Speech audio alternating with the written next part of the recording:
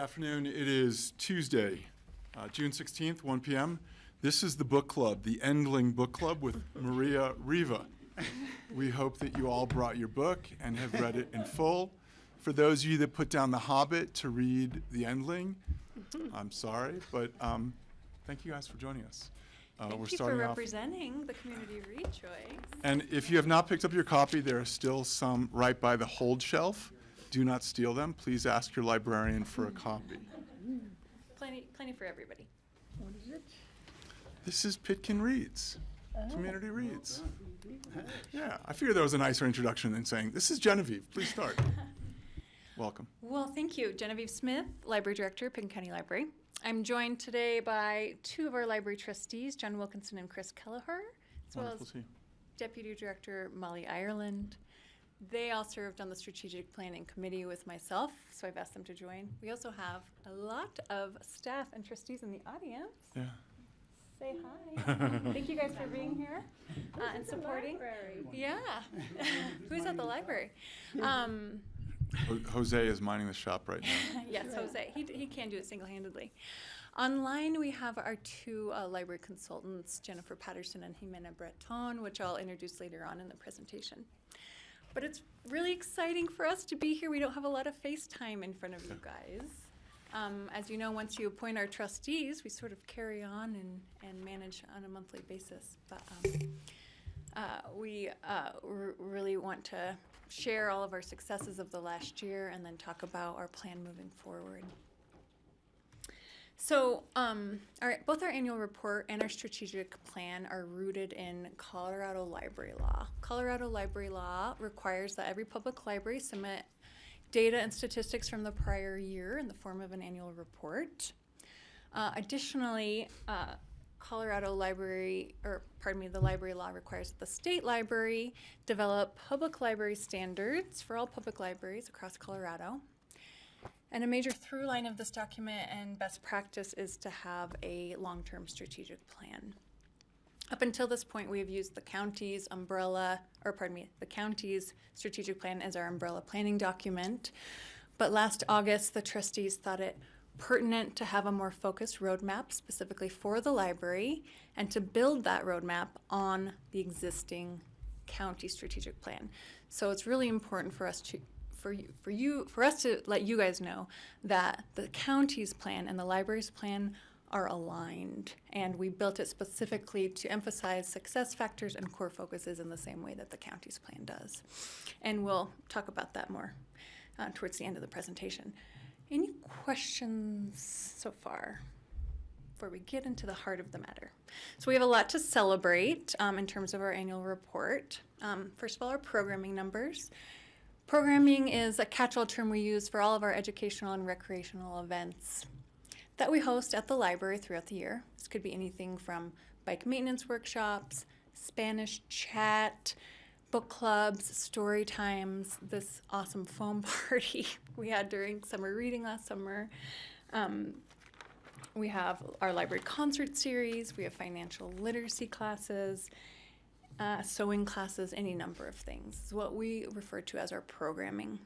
A lot of these programs are made in part due to our wonderful partnerships with local organizations like Aspen Words, like the Aspen Historical Society, ACES, the Aspen Music Festival and School, English in Action, Financial Education Center of the Rockies, Theater Aspen, etc. We're so lucky to be in a community where we have these organizations close by that are willing to partner with us and collaborate to provide these great programs for our patrons. Now in 2025, you will see we offer 903 programs for people of all ages. 2024 is in blue, 2025 is in red. You can see across all age groups our numbers went up. We're so proud of this and we're celebrating this. But we also understand that this is a 38% increase, and this is we are probably at threshold for what we can provide. So we're hoping to really build on attendance versus increased programming. We don't expect our programs to increase at this level every year. Our program attendance last year we celebrated 27,000, almost nearly 27,000 people coming in to attend these programs, which is a 44% increase, again, across every age group. And what the library has been doing, what our great staff have been doing in attendance today, many of them have really been emphasizing providing really quality programs instead of a high quantity of programs, and we're going to build on that moving forward. One of the reasons why our program numbers are so strong is because we've offered an increase of off-site programs. Off-site programs are things like story time at Theater Aspen, Mondays at the Hearst Theater. Bring your children, bring your grandchildren. We also do tech classes at the Senior Center, things of that nature. So you will recall last year you allowed us to hire a term-limited part-time staff member to do outreach in Redstone and Crystal River Valley and Snowmass Village. So that's a major contributor to the success of our offsite programming numbers. And Stella McRobbie, that staff member, has been doing open mic nights, book clubs, story times, sewing classes, etc. And all of these programs have been so well received by those communities. In addition to offsite programs, we're really trying to emphasize outreach. So we have our youth library staff going to the middle school and the high school and the community school to support the staff, to connect people with our resources and services from outside the library. We're also going to the farmers markets, we're marching in parades, we're at community events like the community picnic, and we're really just trying to bring awareness of all the things the library can do to where people are at already in the community and without having to come necessarily into our doors. So this is a chart we pulled from the state library. It shows program attendance per 1,000 people served. You'll see Pickens County in 2023, 2024, as well as the Colorado average, and then our neighboring libraries in Basalt and Garfield County. You'll see that per 1,000 residents of Pickens County, there are more than 1,000 people attending our programs. Almost twice what the Colorado average is.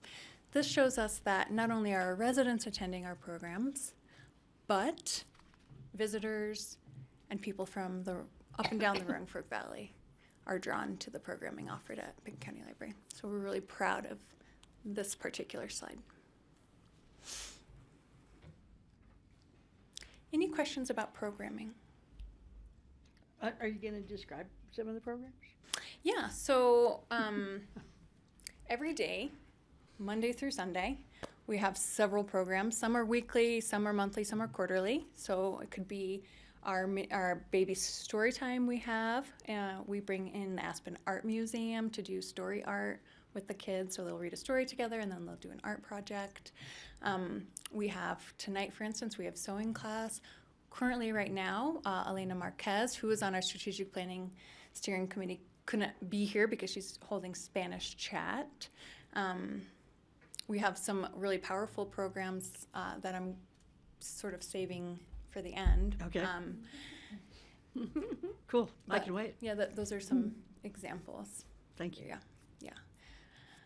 And these are all programs that the staff is putting on in addition to their responsibilities at the service desk serving the public. So it really is such a labor of love. Yeah. I will also say Fantasy Book Club has been a huge success. We had all the Fantasy Book Club kids at the Community Read giveaway. Not kids, they're in their 20s, but I saw Anna over here, so I want to give a shout out there. Okay, circulation. Circulation is library jargon for all the things we are loaning to our patrons. These are physical items like books, DVDs, CDs, sewing machines, bear canisters, puzzles, robots, all those great library things, in addition to all of our online resources like ebooks and e-audiobooks offered through Libby and Hoopla, and our streaming movies and TV shows through Canopy, as well as language learning resources like Rosetta Stone, investment resources like Morningstar and Value Line, Consumer Reports, Ancestry.com, things like that we offer through our library website. E-material circulation increased 22% from 2024, and we attribute a lot of this to people's engagement with our online periodicals like the New York Times, the Wall Street Journal, Washington Post, Denver Post, etc. New York Times Cooking, New York Times Games, all provided through your library. This pie chart here details our physical, not our e-content, but our physical circulation. So you can see the children's resources really are the gem and the treasure of the library. They have traditionally checked out the most, but right behind that is adult print. So we know we have a lot of readers also reading print. If you're on the bus, you'll notice a lot of people are reading physical books still, not just their Kindles. Adult non-print, our DVDs or CDs, things like that are still a big slice of the pie, as well as hot picks, young adult, graphic, and library lab items. Total circulation increased 15% in 2025, and you can see the physical circulation is in blue, our e-content is in red, and the yellow is our total circulation.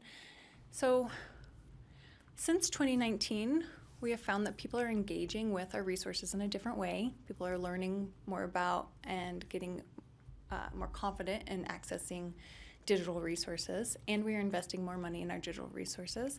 So while we haven't matched exactly our numbers from 2019, our total circulation has grown over time, so we're happy with that. We're sort of at this almost exactly physical and ebooks right here, yeah. So, and this is a national trend. It's not something we think will stop seeing, but we do know that from last year to this year, our checkouts did increase. Our physical checkouts did increase 10,000 by 10,000. So people are still engaged in that way. Circulation per capita. So Pickens County Library is in the blue, and the Colorado average is in red, and then our neighboring libraries are just below. So we see that for every resident of Pickens County, people are checking out about 13 or 14 books. So we have a very well-read community. People are engaged with the resources we're purchasing on their behalf, and we're happy to see Pickens County in comparison to the Colorado average. Sorry, can you explain the elbow in the blue line and it matches the elbow in the yellow line? Explain the elbows. I can't explain the yellow line elbow, and I don't know if I can fully explain the blue line elbow, except that reading is cool and Okay. becoming cool again. Do you think maybe, does that reflect the digital content going up dramatically? Or I'm just trying to figure out what's why did it all Why of a such a sudden just drastic accelerate? shift from Yeah. 2023 to 2025? And you know, e-content is very popular. People are learning how to access it and becoming more confident with it. You know, every week we're doing book librarians where we're teaching people how to access those resources. We are going out into the communities and teaching people how to access those resources.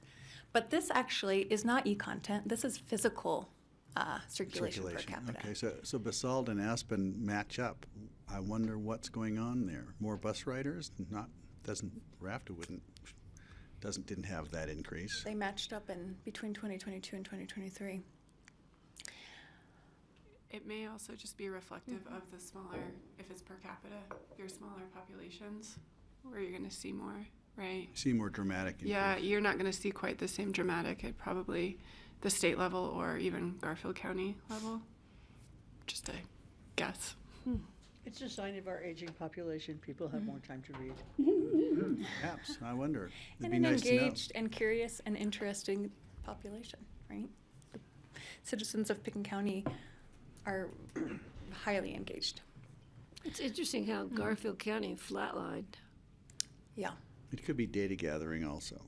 Well, all this is taken from data that each individual library district submits to the state library. So, yeah. Okay. Yeah, I wonder if you pulled Carbondale separately, it would probably look more like Yeah. Aspen, I would think. Not in numbers, but in the trends. I tell you, when I go to the Glenwood Library with my grandkids, that place is packed. Now, the Carbondale Library is really active Yeah, that's where my also. grandson and his. Yeah. Also, our incredible staff, we have to credit them. all the people that are recommending books every day, that are processing the books so that they're beautiful in the correct area, that are buying the books that people ask for, that are marketing these books in our newsletters and in our cubes. I mean, every single effort that they put into this reflects in our circulation. Any other questions about circulation? I guess I do have one, if you don't mind. Yeah.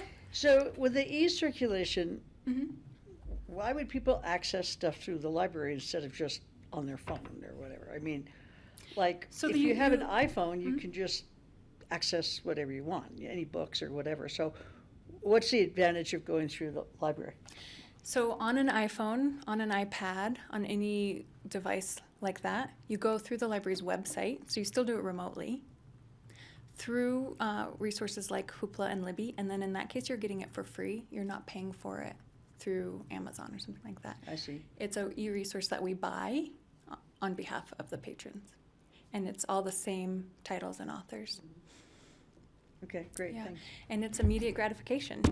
Oops. You can purchase it when you're on vacation, or pardon me, borrow it when you're on vacation. You can borrow it when you're laying in bed at night. You don't have to come into the library to get it, but it is on the same device. Yeah, good question, Francie. Would it also be, like, as paywalls become more common, more people are learning how to take advantage of this, and when sometimes you get stuck at home and you don't know how to get to the story, once you learn you have it with your library card, it's really easy to be like, I can get every newspaper I want. Oh, yeah. Yeah.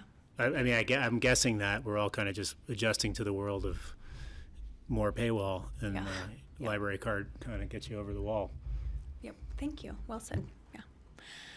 Okay, meeting spaces. So since our remodel in 2016, we added 3 small meeting rooms and our large Dunaway community meeting room. And they have been in huge demand since then. At the end of last year, we added 3 pods, which hold between 2 and 4 people to sort of meet the demand of those spaces. They were very popular in 2025. Our small meeting rooms were occupied 2,700 times. The Dunaway room was used 405 times. And our lab spaces, so that is our AV recording sound booth studio and our 3D printers, et cetera, and our lab classroom, those were utilized 221 times. We only see the demand for these types of spaces increasing year after year. So we are thinking long-term, how can we continue to meet that demand? Pods have been a great strategy there, and we may implement more of those in the future. We'll see. And this data doesn't fully capture how many people are using our pods because we don't require reservations of those in the same way we require the small meeting rooms. So we've had great feedback about those. Visits to the library. So in 2025, we welcomed almost 184,000 people. Some days in the summer, we had 1,000 people in that building, and it is humming when you're in there. How do you know that? We have gate counters. Oh, Yeah. keeping an eye on me coming and going from the library. Yeah, and then we divide it in 2 to try to have a really accurate representation. So that is an 11% increase from 2024. We haven't matched the numbers we saw in 2019, but we think this is because people are engaging in the library in a different way. At the start of COVID, obviously our numbers fell, and people started learning that they can get resources through our website and digitally, and also our offsite programs have increased. So we have increased in circulation, increased in program attendance, but the footfalls within the library haven't matched 2019, but we account for those numbers in other ways. So we're very happy with the step up from 2023 to 2024 and to 2025. Could you just describe footfall in the library? What does that mean? Oh, that just means, library jargon for people entering the library, Just individuals. Individuals entering, and that's your 183,000 number. Yeah, so we don't know this for certain, but we can only imagine that we're one of the most widely used public buildings in Pickens County. We don't know what Ruby Park's numbers are, but we're up there How with many noisy footfalls do you have? plenty of noisy footfalls, but that's why we have a quiet level on the lower level. The architecture of that building sort of promotes collaboration and meeting and getting together, and so just the nature of that is that it's a little louder on the main level. So visits per capita, you'll see again Pickens County in blue and the Colorado average in red. So we're seeing a huge disparity between us and the Colorado average, and we're really proud of that. We are an anchor of Pickens County. We're in the middle of Aspen. Even though we don't have a parking lot, we can see that people are engaging with our space, that we're providing the spaces that they want and can use, and that they feel welcome in that building. So hoping to capitalize on that momentum moving forward.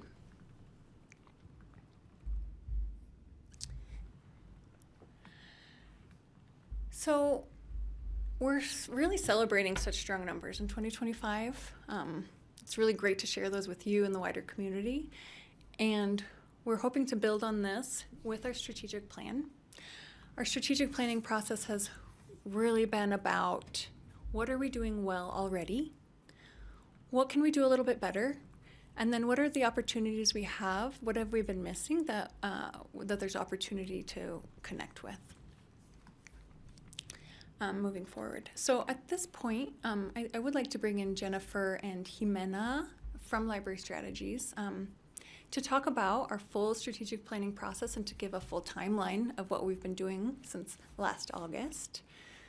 And Jennifer and Jimena, if you could introduce yourselves to the commissioners and staff. Good afternoon. It's a pleasure to be here this afternoon. I'm Jennifer Patterson, one of the consultants on the project, and I'll let Jimena introduce herself. Good afternoon, everyone. My name is Jimena Beton. Please excuse the error on the screen, but I am Jimena Beton and also a consultant for Library Strategies. Fantastic, thanks, Jimena. And Library Strategies is a consulting firm that's a little bit unique in the consulting world in that it is a nonprofit and it's run out of the Friends of the St. Paul Public Library. So the consulting work that Library Strategies does is very much focused on libraries. I've been consulting with them for over 4 years now, but both Jimena and our careers have been spent in libraries. So we have worked in public libraries. Both of us have ties to Colorado, and so really greatly enjoyed working on this particular project.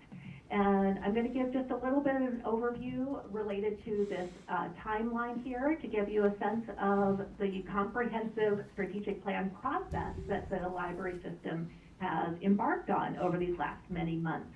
And so beginning in August of 2025, the library sent out an RFP, and then our work in the project, our kickoff began really in November of 2025. And one of the first things that we did in working with the library team was to help pull together a steering committee. And so Genevieve and her leadership helped identify a total of 14 people, including some library leadership, who participated on a strategic planning steering committee. And the committee had broad representation from key community organizations and partners, and really played an integral role along touch points throughout the process to ensure that local context and insights were included in the planning process. They helped us identify stakeholder groups and interviews to participate in individuals to participate in focus groups and interviews, and they reviewed drafts of the strategic plan and provided feedback to help inform the final version. And so they worked with us throughout this process. And beginning in December of 2025, we launched a staff survey. The all-staff survey was a way that Pickens County Library staff could contribute feedback and perspectives about the library's strengths and opportunities. And about 85% of the staff participated in that staff survey. In January of this year, we conducted a couple of SOAR sessions. So we engaged with library staff and with library trustees in 2 separate workshops designed to gather feedback and ideas about the Pitkin County Library using the SOAR framework, which is strengths, opportunities, aspirations, and results. And this really helps provide great perspective from library staff and library trustees about how the library was doing and what the opportunities were for the future. Also in January, we conducted focus groups. We held 2 in-person focus groups, so him and I came and visited the library during that time. We toured all the library facilities and also did some engagement with staff and the board and these focus groups. So 2 of those were conducted in person, 1 of those was online. And we had a total of 20 participants in the focus groups. There was representation from participants with diverse backgrounds and throughout different community connections.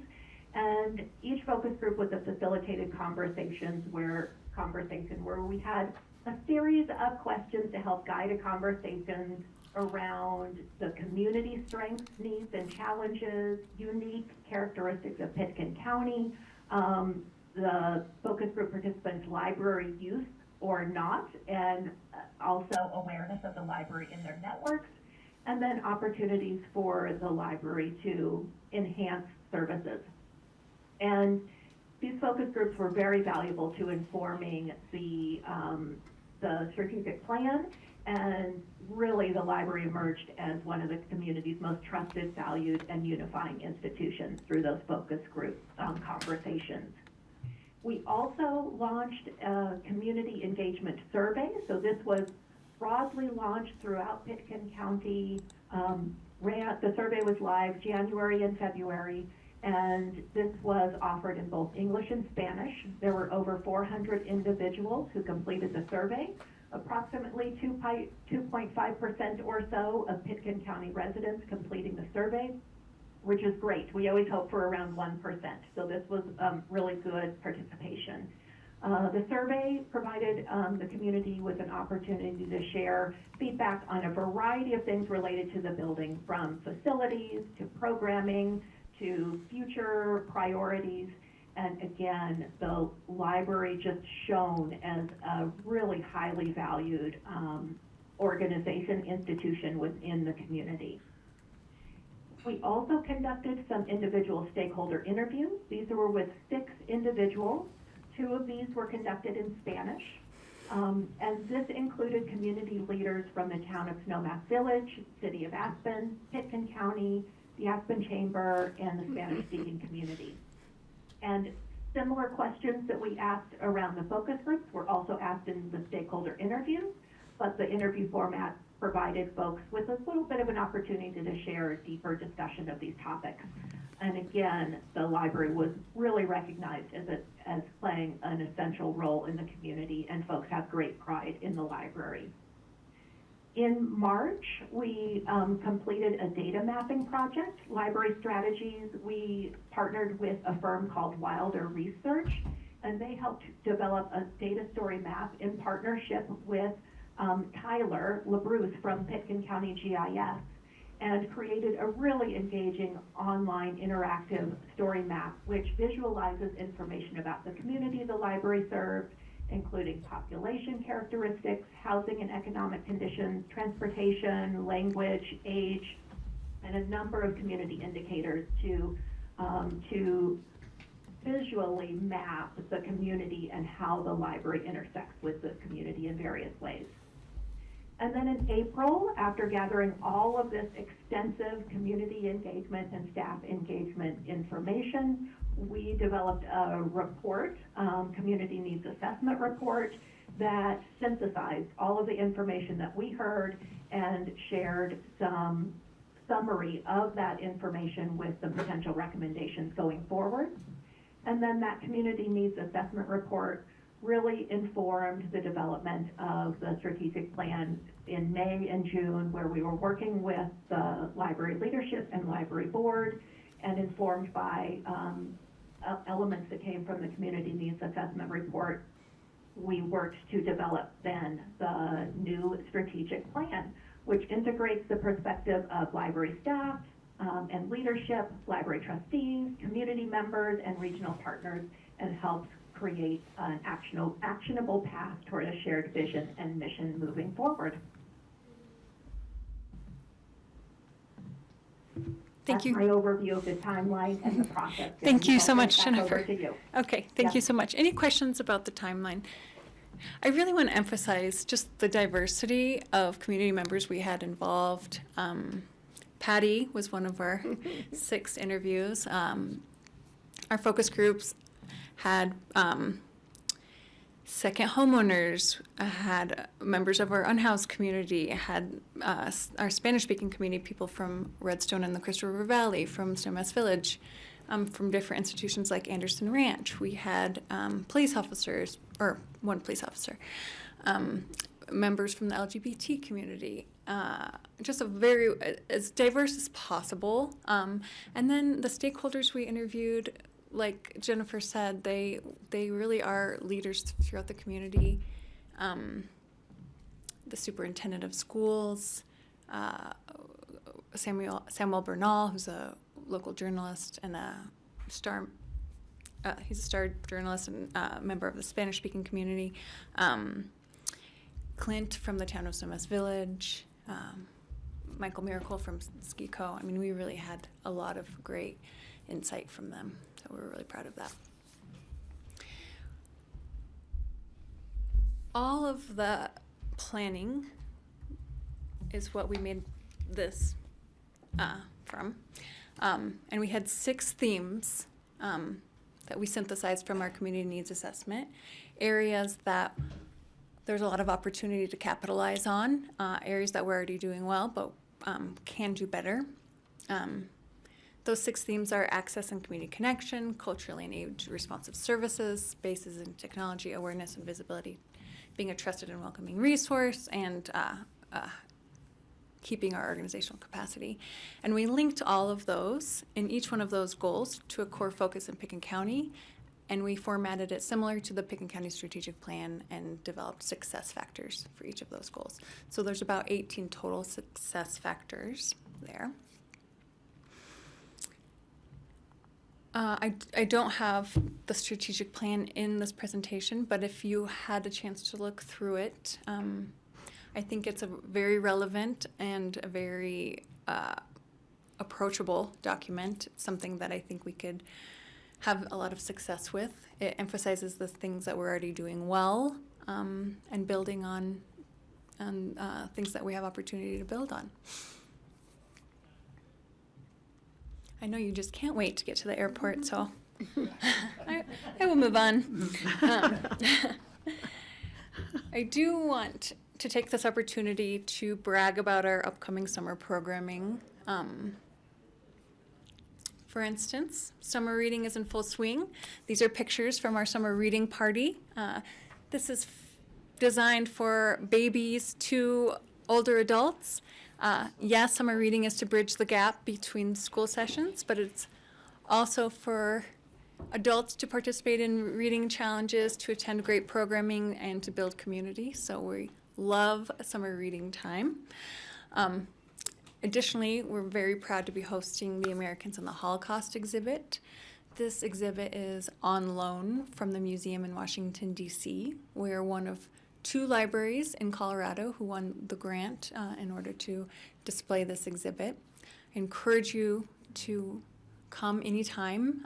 We have docents, but it also can be self-guided.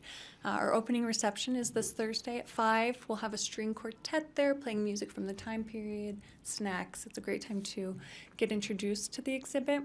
We also have really high quality programming surrounding the exhibit. We have professors and speakers coming in from DU. We have a descendant from a family that was interned in the Japanese internment camp here in eastern Colorado speaking. We have book clubs, we have movies, so that's really exciting for us to have that.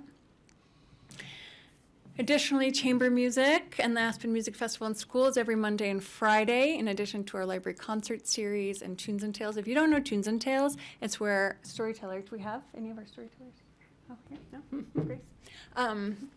They read a story to local children and the musicians play along, and they teach about the different sounds that their instruments make. It's so charming and lovely, and that's a tradition we've had at the library for decades.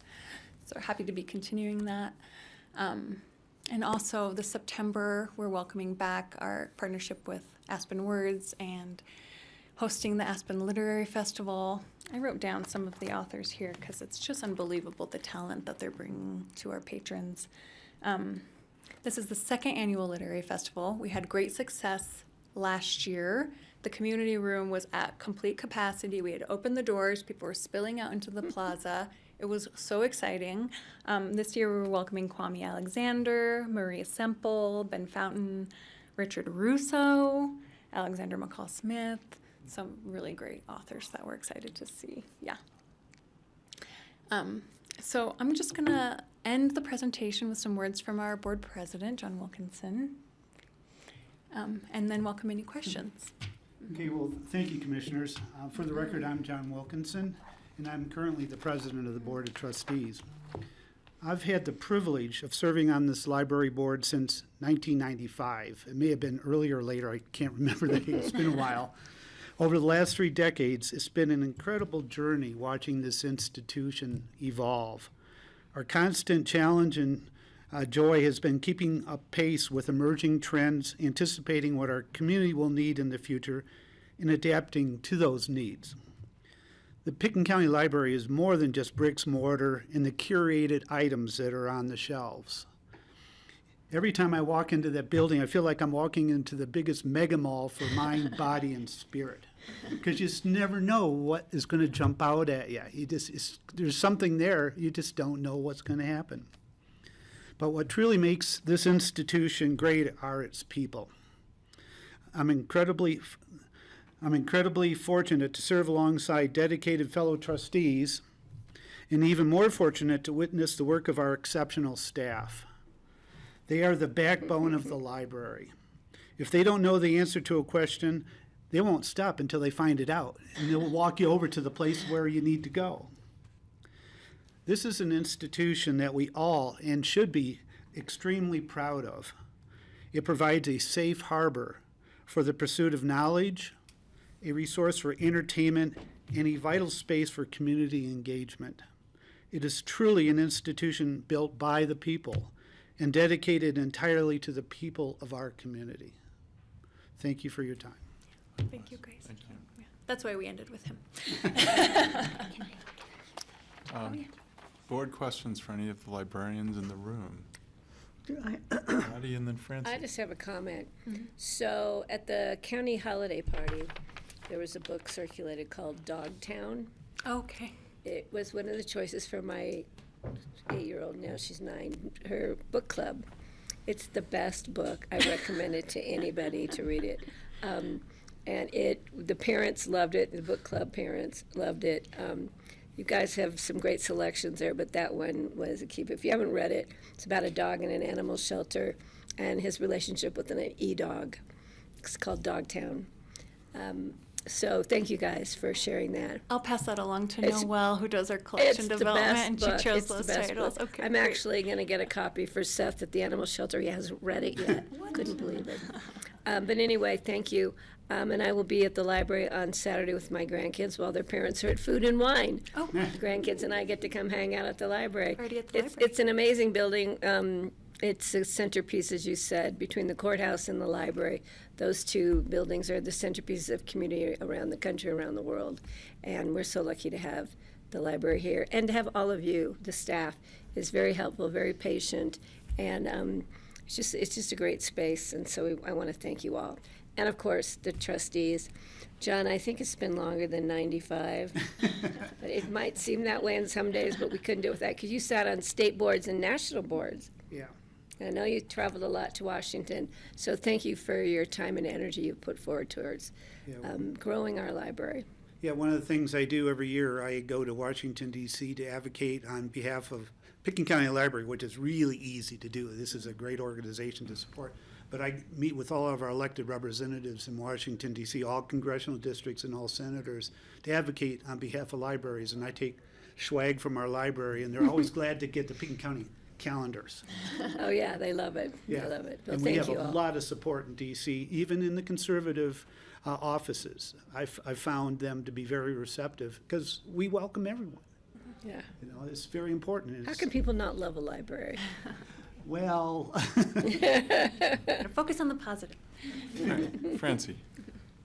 Amy Shipley called me yesterday to ask if I had any ideas about how they could recruit board members for the Basalt Library from the Pitkin County part of the library district. And I recommended that she approach the different schools because I'm sure that some of them live there in that, what's the name of that subdivision, Ryan? Elk something? Southside? Yeah, Elk Run. Oh, and Southside. And, you know, I thought maybe ACS and the Basalt schools, because at least if you approach faculty and people who work in schools, you know you're working with literary people, you're asking literary people. But I couldn't think of anything else to suggest to her. So if you think of something, maybe you could give her a call, because they have a hard time keeping their board of directors filled. And, Yeah, they have absolutely. 2 openings, and they have 1 person for those 2 openings. Oh, wow, okay. Yeah, I'm in touch with Amy a lot.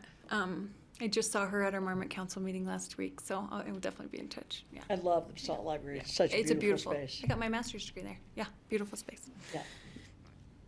Any other questions? Got a couple of questions for you.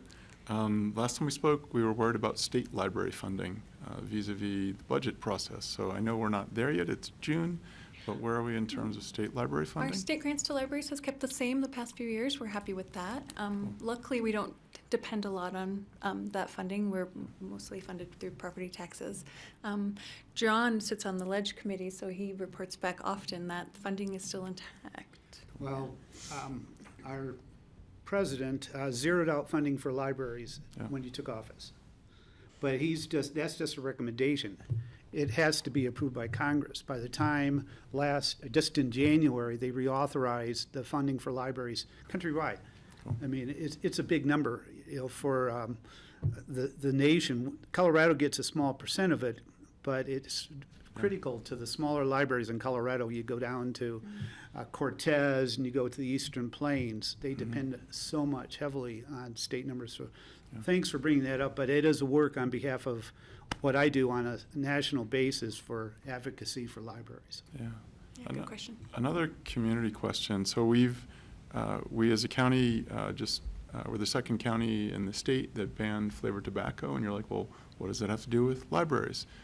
One of the things we heard from the high school students that came through was there's a lack of third spaces for them, and so even when they're going to Denver Pizza or Aspen Pizza, next door is a pot shop, and so, you know, how is the library sort of further identifying itself as a third space? And I know there's spectacular little nooks in the young children's area, but it's like, what else can we do to, you know, make rowdy teenagers hang out in the cafe and really enliven the, I'm not answering the question for you, but it seems like we have this amazing third space with private meeting rooms, et cetera.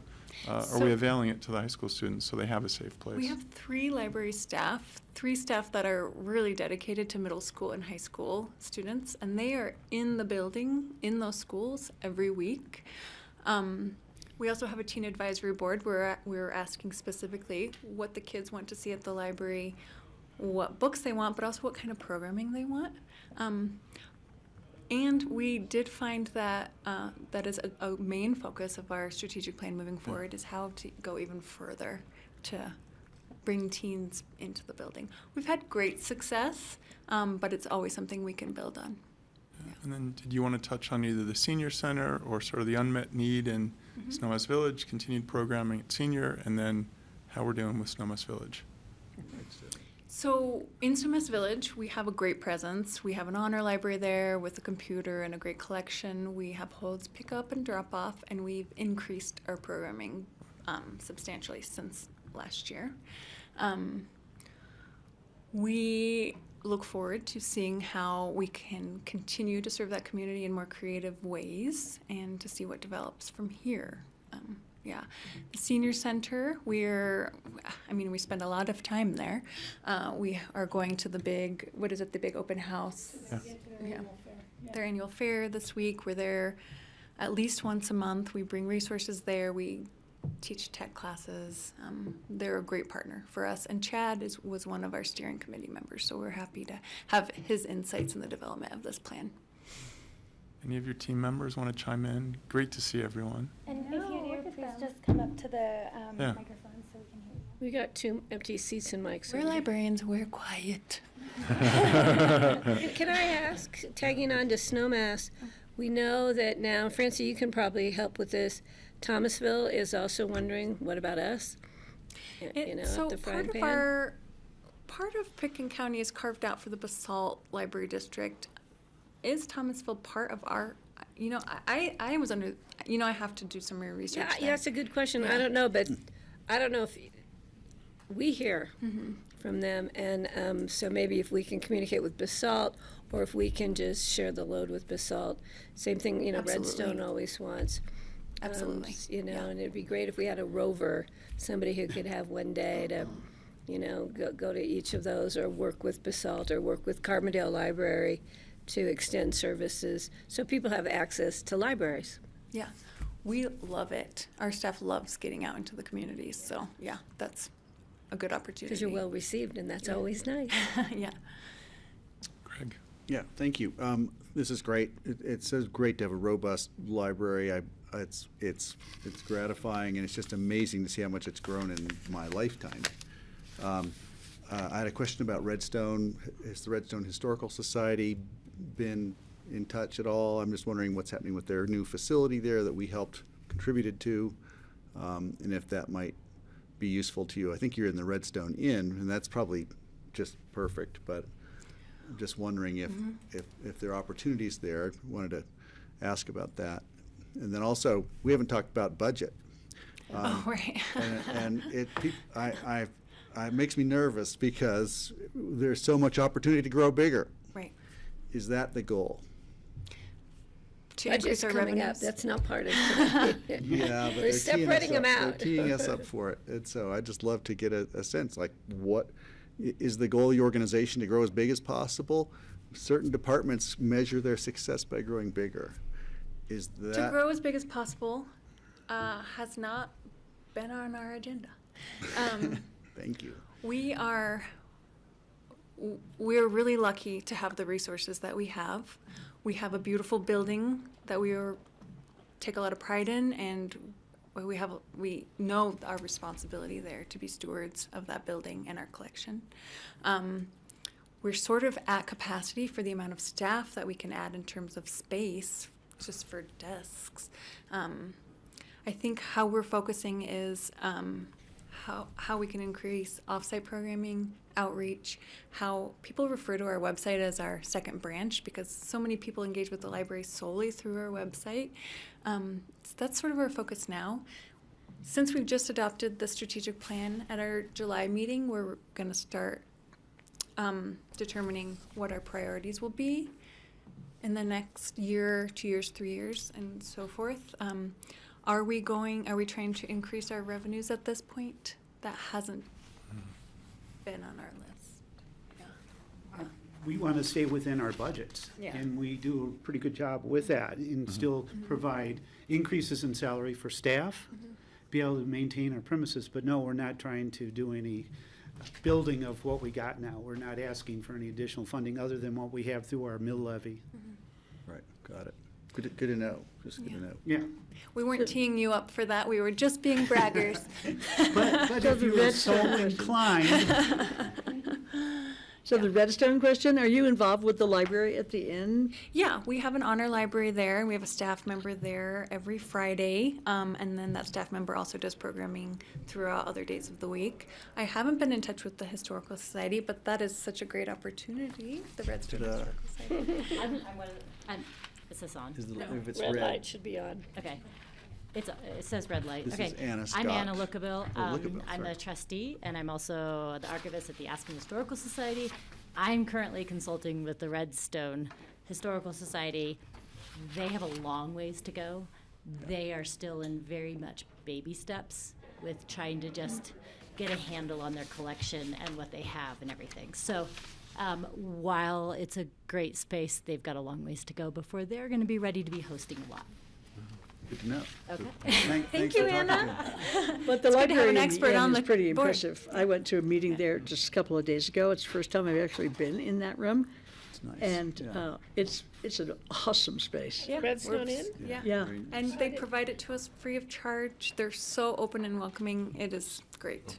It's a great building. Yeah. Molly, closing comments? Did you say me? I'm just thinking, I was thinking about Redstone, kind of lost in thought. Stella's great. She's very creative. She created a summer reading program for Redstone for the first time. Their residents have access to that. She does story times. She does tech help. She does open mic night. She cooperates with other people to do actual programming down there. She had a little summer reading kickoff down there. So her energy is, she's all in. And the same thing with Snowmass. Story times are out there now on the regular, and we've had to bounce around a little bit this spring because there was they had to close here and there, and we moved it around. Even the fire department got in on the act and did story times. So it's keep moving with those. That's what I wanted to hear about Redstone. Make sure they're Please. getting what Yeah. Greg's going to get the last word. I had a last a comment, and it's so great to have a board, so coherent, cohesive, engaged board and staff there. But I noticed in the mission statement, you talk about the core commitment, actively opposing censorship. It doesn't even come up in this conversation. And I'm wondering, has it come up?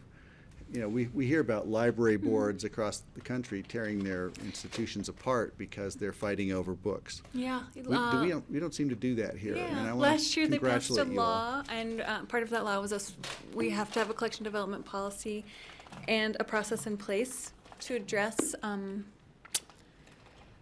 censorship, and we have that in place.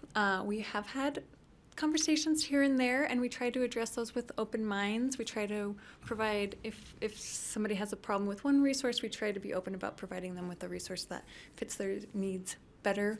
We really understand that we are politically neutral. We're here for the entire community, and we're lucky that we don't have the same difficulties with that as our Garfield County neighbors.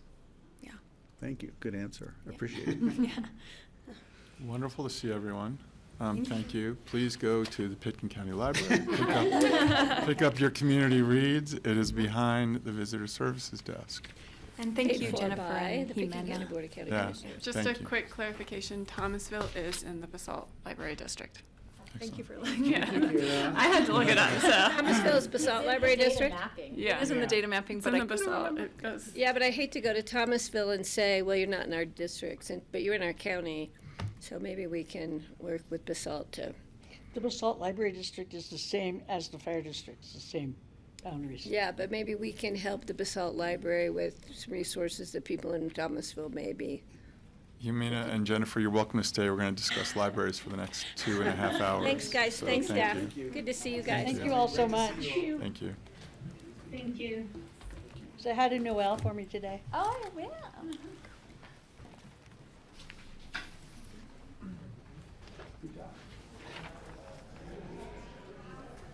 Future agendas.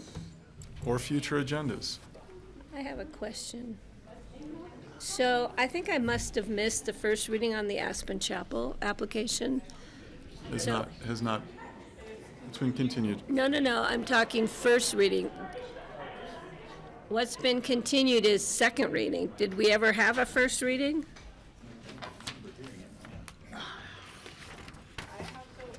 We have not had a first reading. I do not recall a first reading, so I will double check on that. for you. Because it's moving forward on the 24th as continued second reading.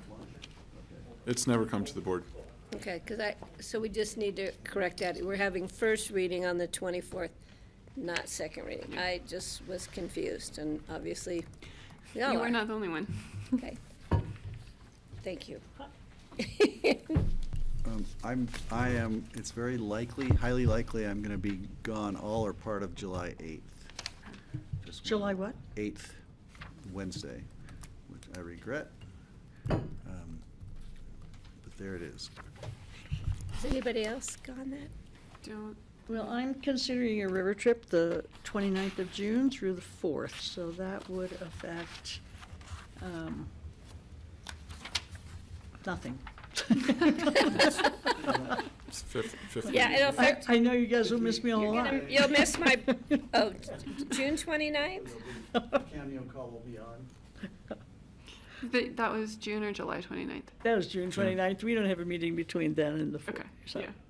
I didn't need to say that. Just rubbing it in. Do you want to Well, it isn't together yet.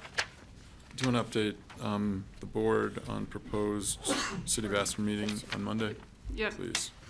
So I'll do a couple updates. So City of Aspen joint meeting will get the packet published. So we're gonna do a housing needs assessment discussion, and I did check. They are doing a separate presentation to Snowmass on July 6th, and so the joint meeting, it will be about 30 minutes, is really meeting the requirements of the state statute as it relates to our housing needs assessment. So it's the continuation of what you saw almost 9 months ago, I think. So EPS will be there.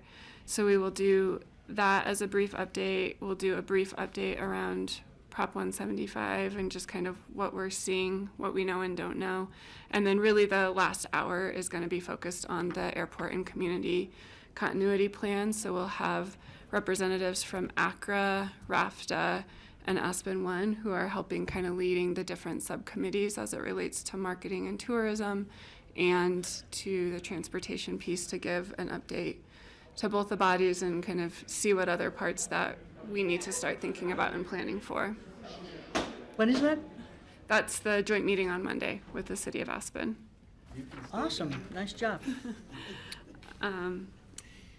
So there will be some small packet material related to the housing needs assessment, I believe, but that otherwise pretty limited.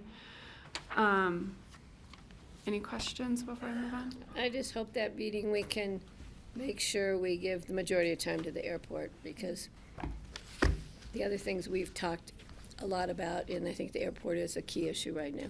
Yeah, absolutely. The other quick updates I wanted to give, we are still, so moving to July 7th and 8th when we've got our Thorn Run partners, our lobbyists that will be on site. We are still working through just logistics and scheduling, trying to understand when we would potentially get a Maroon Bell site visit and then an airport site visit. So Amy is working with Gary and Diane and their staff about getting those site visits. But what we are looking and thinking about and wanted to check with all of you is potentially, I believe that there might be exec that morning from RISE, so contemplating doing a working lunch from like 12 to 2. And then that would leave the afternoon to potentially, if commissioners wanted to go and join them on a site visit to Maroon Bells. So we'd have the lobbyist retreat from 12 to 2, and then could potentially head out for a site visit to the Maroon Bells in the afternoon. That sounds great. If that worked for. So basically fully notice each of the segues and each of the offsites. Yep. And then we are looking at the morning before your meeting on July 8th. We're trying to work with Diane, who's in the room, about getting at least, I know some commissioners have expressed interest of getting back out to the airport for seeing some of the tour. So having some portion of the airport tour in the morning before your regular meeting begins at noon. And then Thorn will stay on site with airport staff as they dive into a lot of the airport items that day. So that is the schedule, and we can work through logistics for that. But wanted to, number one, check in if you all are okay with doing a working lunch and doing that lobbyist retreat from 12 to 2, rather than, I think we had it posted from 1 to 3. Sounds good to me. And then do the bells in the airport? And Bells then would do be the that airport again afternoon, the and then next the day? airport would be the morning of the 8th. So we do lobbyist retreat and bells on the 7th. And then just the airport And on then the just the 8th. airport the morning of the 8th would be that time. When is the site visit to Glacier? Tomorrow. Oh, yeah, that's right. And then the 15th, at we have 10? the airport and then the racetrack. Yep, so then the 15th, you have the airport will be roughly 10 to noon.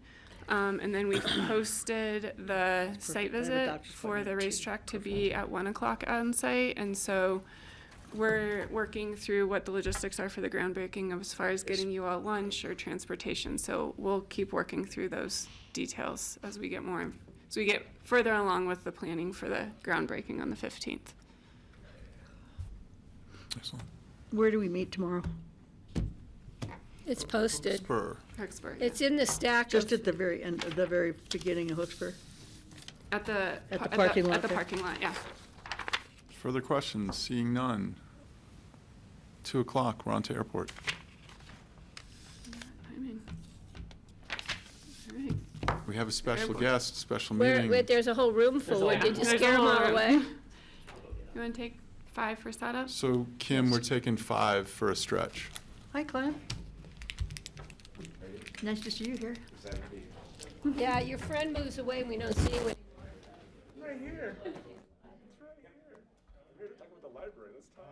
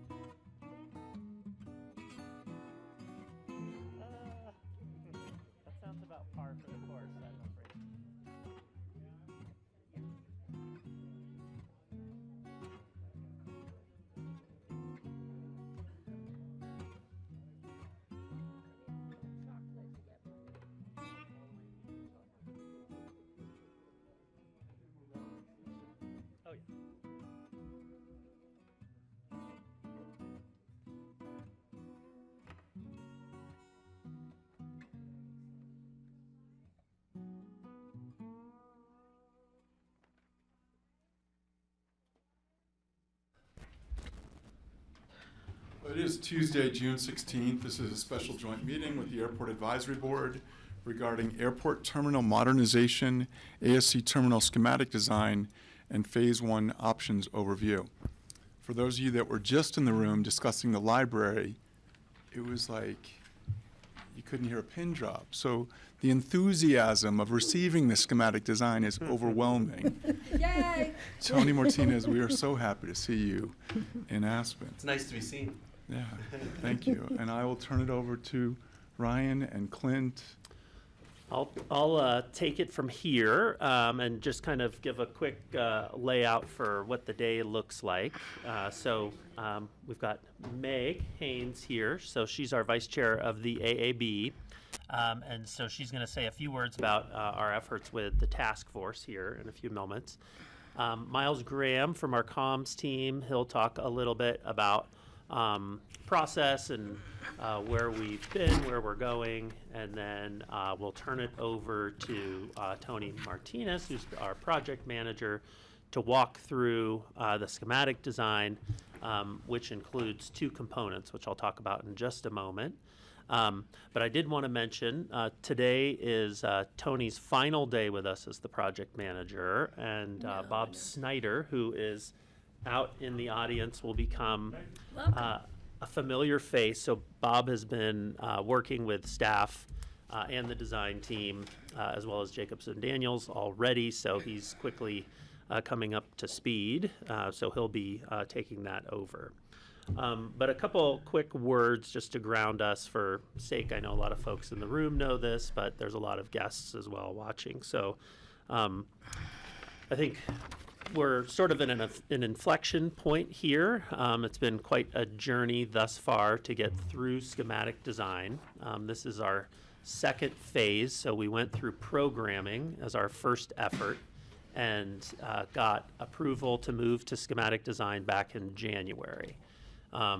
We have had a lot of public outreach through these first two processes, so we've done public open houses, we've done community surveys, and of course solicited feedback from our task forces. So we've got two task forces, one that's focused on multimodal transportation and the other on the terminal design. So we've gathered a ton of information. All of that information has been synthesized and is reflected in the design ultimately that you'll see today. I would say that we continue to be in a bit of an aspirational posture through schematic design. And so moving into the design development, which is the next phase, is really when we'll get serious about the architecture and then moving ultimately into our construction documents, which there's no turning back at that point. That's what we would ultimately be building as a first phase. So to keep you up to speed on where we are with process, the staff is working with Jacobson Daniels as well as the design team also to hire the general contractor. So we're looking at a construction manager at risk, or a CMAR. We had one interview this morning. We have two more this week. So getting that CMAR on board for this next phase of the process is very important. They're going to be at the table with the design team, really helping to sort of truth test, if you will, the design, looking at constructability, materials availability and use, as well as cost assumptions. So we do continue to refine costs. We're still at a very sort of rough level, I would say. The three CMAR applicants that we had did do a cost exercise based on the information that they had for the full terminal scope. We've also had our cost estimators working on a cost estimate as well for that scope, as well as what you'll see from Tony today is a day one or a phase one scope, where it contemplates a terminal of approximately 90,000 square feet. And that not only helps with budget, but I think it aligns a bit with what we've been hearing from this table of, really wanting to be considerate of the mass and scale of the ultimate terminal that we build. And so the final thing I want to make sure that as we keep in mind, so phasing on an airport is a pretty typical thing we learned when we did our site visits to Bozeman. We went to Portland, and then we went to Jackson. All three of those airports are phasing different elements of their airport as they evolve. And so, I think this airport is no different. We just happen to be in a very unique circumstance where we're building an entire airport from the ground up, not only the runway airside, but the terminal and land side piece too. So that makes it a bit more complicated, more moving parts as we move through the process. And so what we want to ask ultimately from you all, a recommendation from the AAB, and then approval to move to the next phase, design development from the Board of County Commissioners, is an approval on the entire scope of SD or schematic design. So that contemplates approximately 129,000 square feet of terminal. That being said, we would only move forward into design development with a phase one. The benefit of that is we don't have to start all the way over from the beginning with programmatic phase when we go to a phase two, phase three, etc. So it really kind of locks us in for what the public process has revealed thus far. And it makes it, I think, a little bit more timely as we move forward with discrete phases. I do want to say this isn't a carte blanche approval for that full scope. We would, of course, be coming back to the AAB and the board if and when we're ready for subsequent phases. So with that, I think I'll turn it over to Miles here, and we'll get going. Thanks. And I'll just set up really quickly, and then I'll give it to Meg. But as Ryan said, there's been an extensive amount of community outreach that has been done thus far in this process. We have our 2 task forces, but we've had 4 open houses. We've also done airport tours. Thank you. We've had thousands of responses to our surveys, so an extensive amount of community outreach. And we just had our last meeting with our task forces the first week of June, where we got some good feedback on what you all are about to see today, and Meg's going to run us through that.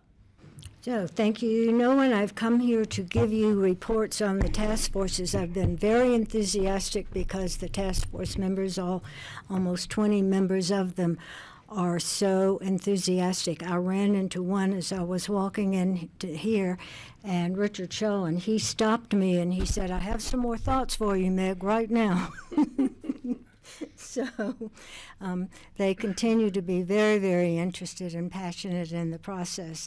I am going to give you 4 points that were the summary of the task force members saw, what you'll be seeing today, and I have 4 points summarizing their thoughts from that meeting. The first, and that was just recently, the first one is that improved local/airport-specific transit options are critical to making only a modest increase in parking spaces work on opening day. So interested in parking spaces. Number 2, concern about undersizing the terminal on opening day until future phase 2. There were concerns about that. Specific recommendations included an additional 2,000 square feet of passenger whole room area to the north. So that was brought up for consideration. Number 3, questions about the approval process required for future phases. And Ryan just mentioned that. We really don't want to have to go back for all of this again and again, so hopefully we can get as much approved as possible. And the 4th one, discussions about not losing the design excellence, unique character, and memorable experiences as we move into design development. All of those thoughts are predicated upon the Common Ground recommendations. And when we get into discussion today, if you want some more specifics that they brought up about what they saw, I'll have the list for you for those. I do want to just let all of you know it's good we have our AAB members here. Thank you for giving us a joint session. We have Jim Light, Andrew Doremus, Bruce Gordon, Clint Kinney, anybody else? That's it right now. So, thank you all for being here. I'm done. Excellent. Tony, we're going to go uninterrupted through this if we could, so I'd ask both boards to hold questions, and this way we can have a richer debate and dialogue at the end. So thank you. Can I just make a quick, Until one interruption at the beginning. Well, I know people forgot to mention the chairman, Jackie. She had a previous engagement, so she was sorry she couldn't be here today, and she knows she left this discussion in really good hands. But I told Jackie that I would mention that, so thank you, Jeffrey, for letting me interrupt briefly. Thank you. Thank you, Thank Patty. you. And just very quickly to set the context of process and where we are before we dive straight into the design today. The circle of truth we're repeating again today, just as we did at kickoff back in September, and when we went through this motion to approve the concept back in January, where we've had our task force meetings that will lead us to this joint discussion, a recommendation, as Ryan mentioned, from our Airport Advisory Board, which would be considered this Thursday, and then it would go back to the Board of County Commissioners as it had before for an informal resolution, some sort of formalization to turn the page on this design. As you've heard today, there's been community outreach at every step of the way as we go through that process. So this is the graphic we've shown before and where we are as we've gathered so much community input to date. Now we're to the exciting point of really beginning to share that information out, of course, through the lens of the Common Ground recommendations and what we've heard. And at some point, we're going to have to be pencils down on gathering a lot of new input. That doesn't mean we don't want reaction as we're sharing all of this from our community, but we do want to keep this process on schedule. And so we've been managing expectations in this way as we take the Common Ground recommendations from vision into reality. And you can see that pivot point we are at today. And so here's our schedule for Terminal. We started it off back in August when we were getting applications for our task forces. The Board of County Commissioners and the AAB worked together to appoint those task force members. That led us to the concepts phase where we had 3 task force meetings, we had 3 community events, we gathered hundreds of responses to those concepts, which led us to that page turn back in January that I mentioned. And in schematic design, which we are wrapping up right now, we had an additional 3 task force meetings, so 6 meetings total, several other community events, another community survey that's built a very strong catalog of community input that the design team will continue to draw upon as we move into this next phase. So you can see where we are today at this alignment phase. That's where a lot of the Common Ground recommendations. I think we lost the feed. There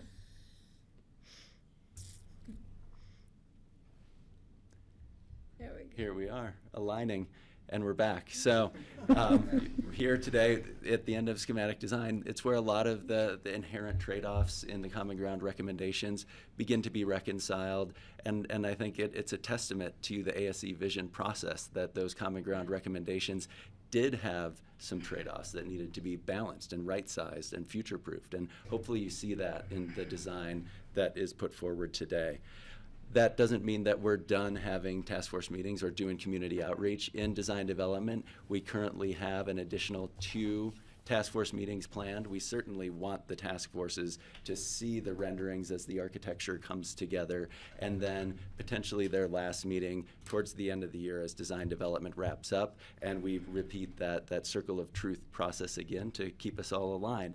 And then as we get into construction documentation, there will of course continue to be outreach. It will probably look more like true information sharing, getting ready for construction. We know our runway will already be under construction, so that community engagement will continue. And then ongoing management. You know, we don't want to forget the AAB meets monthly, and we'll continue to get updates on this process at those monthly AAB meetings, as will the BoCC at every milestone. There'll be regular updates. So with that, we just wanted to set some context, and I have to give one of our co-chairs for the task force credit, Jim Light, for bringing this to my attention. This is what we're trying to avoid, where we're into construction and we've, got our stakeholders showing up saying, are we far enough along so we can start making some changes? That's why we're at the pencils down phase. So Jim, thank you for this. I think it says it well.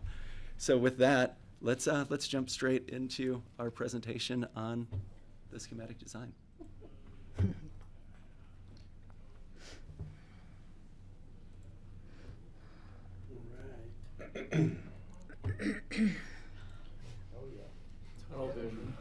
That was quick. That was all 50 slides. All right, here we go.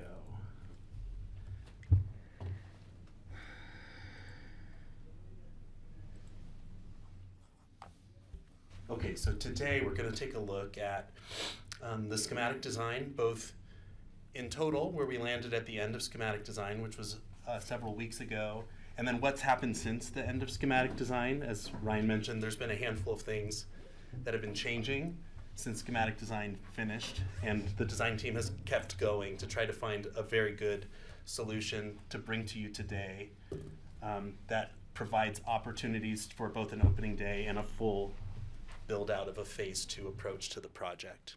So we'll look at all those things in part.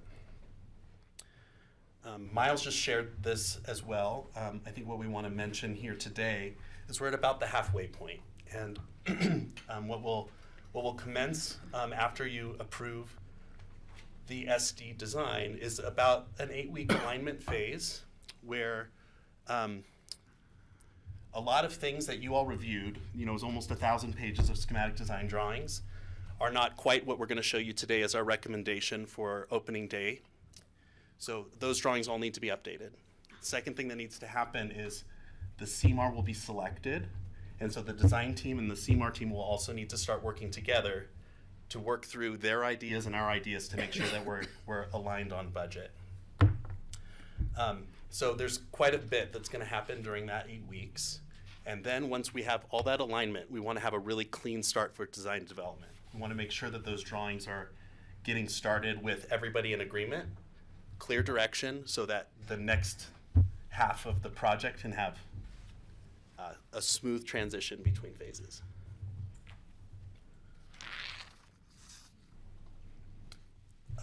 We did provide here a few slides that show the final solutions that were provided from the feedback from both the task forces and the community outreach events. As Ryan mentioned, this is all information that we cataloged early. I can do full screen, but then I won't be able to zoom in later. So I'll have to go back to smaller. It doesn't make it that much bigger. That's good. But we took several surveys from both the task forces and the public on things that we knew were important to the community. And we've cataloged all this information to be used during design development and construction documents.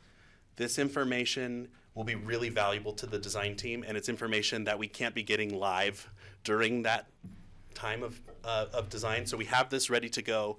We know the things that are important with regard to local and natural materials, the daylight and views,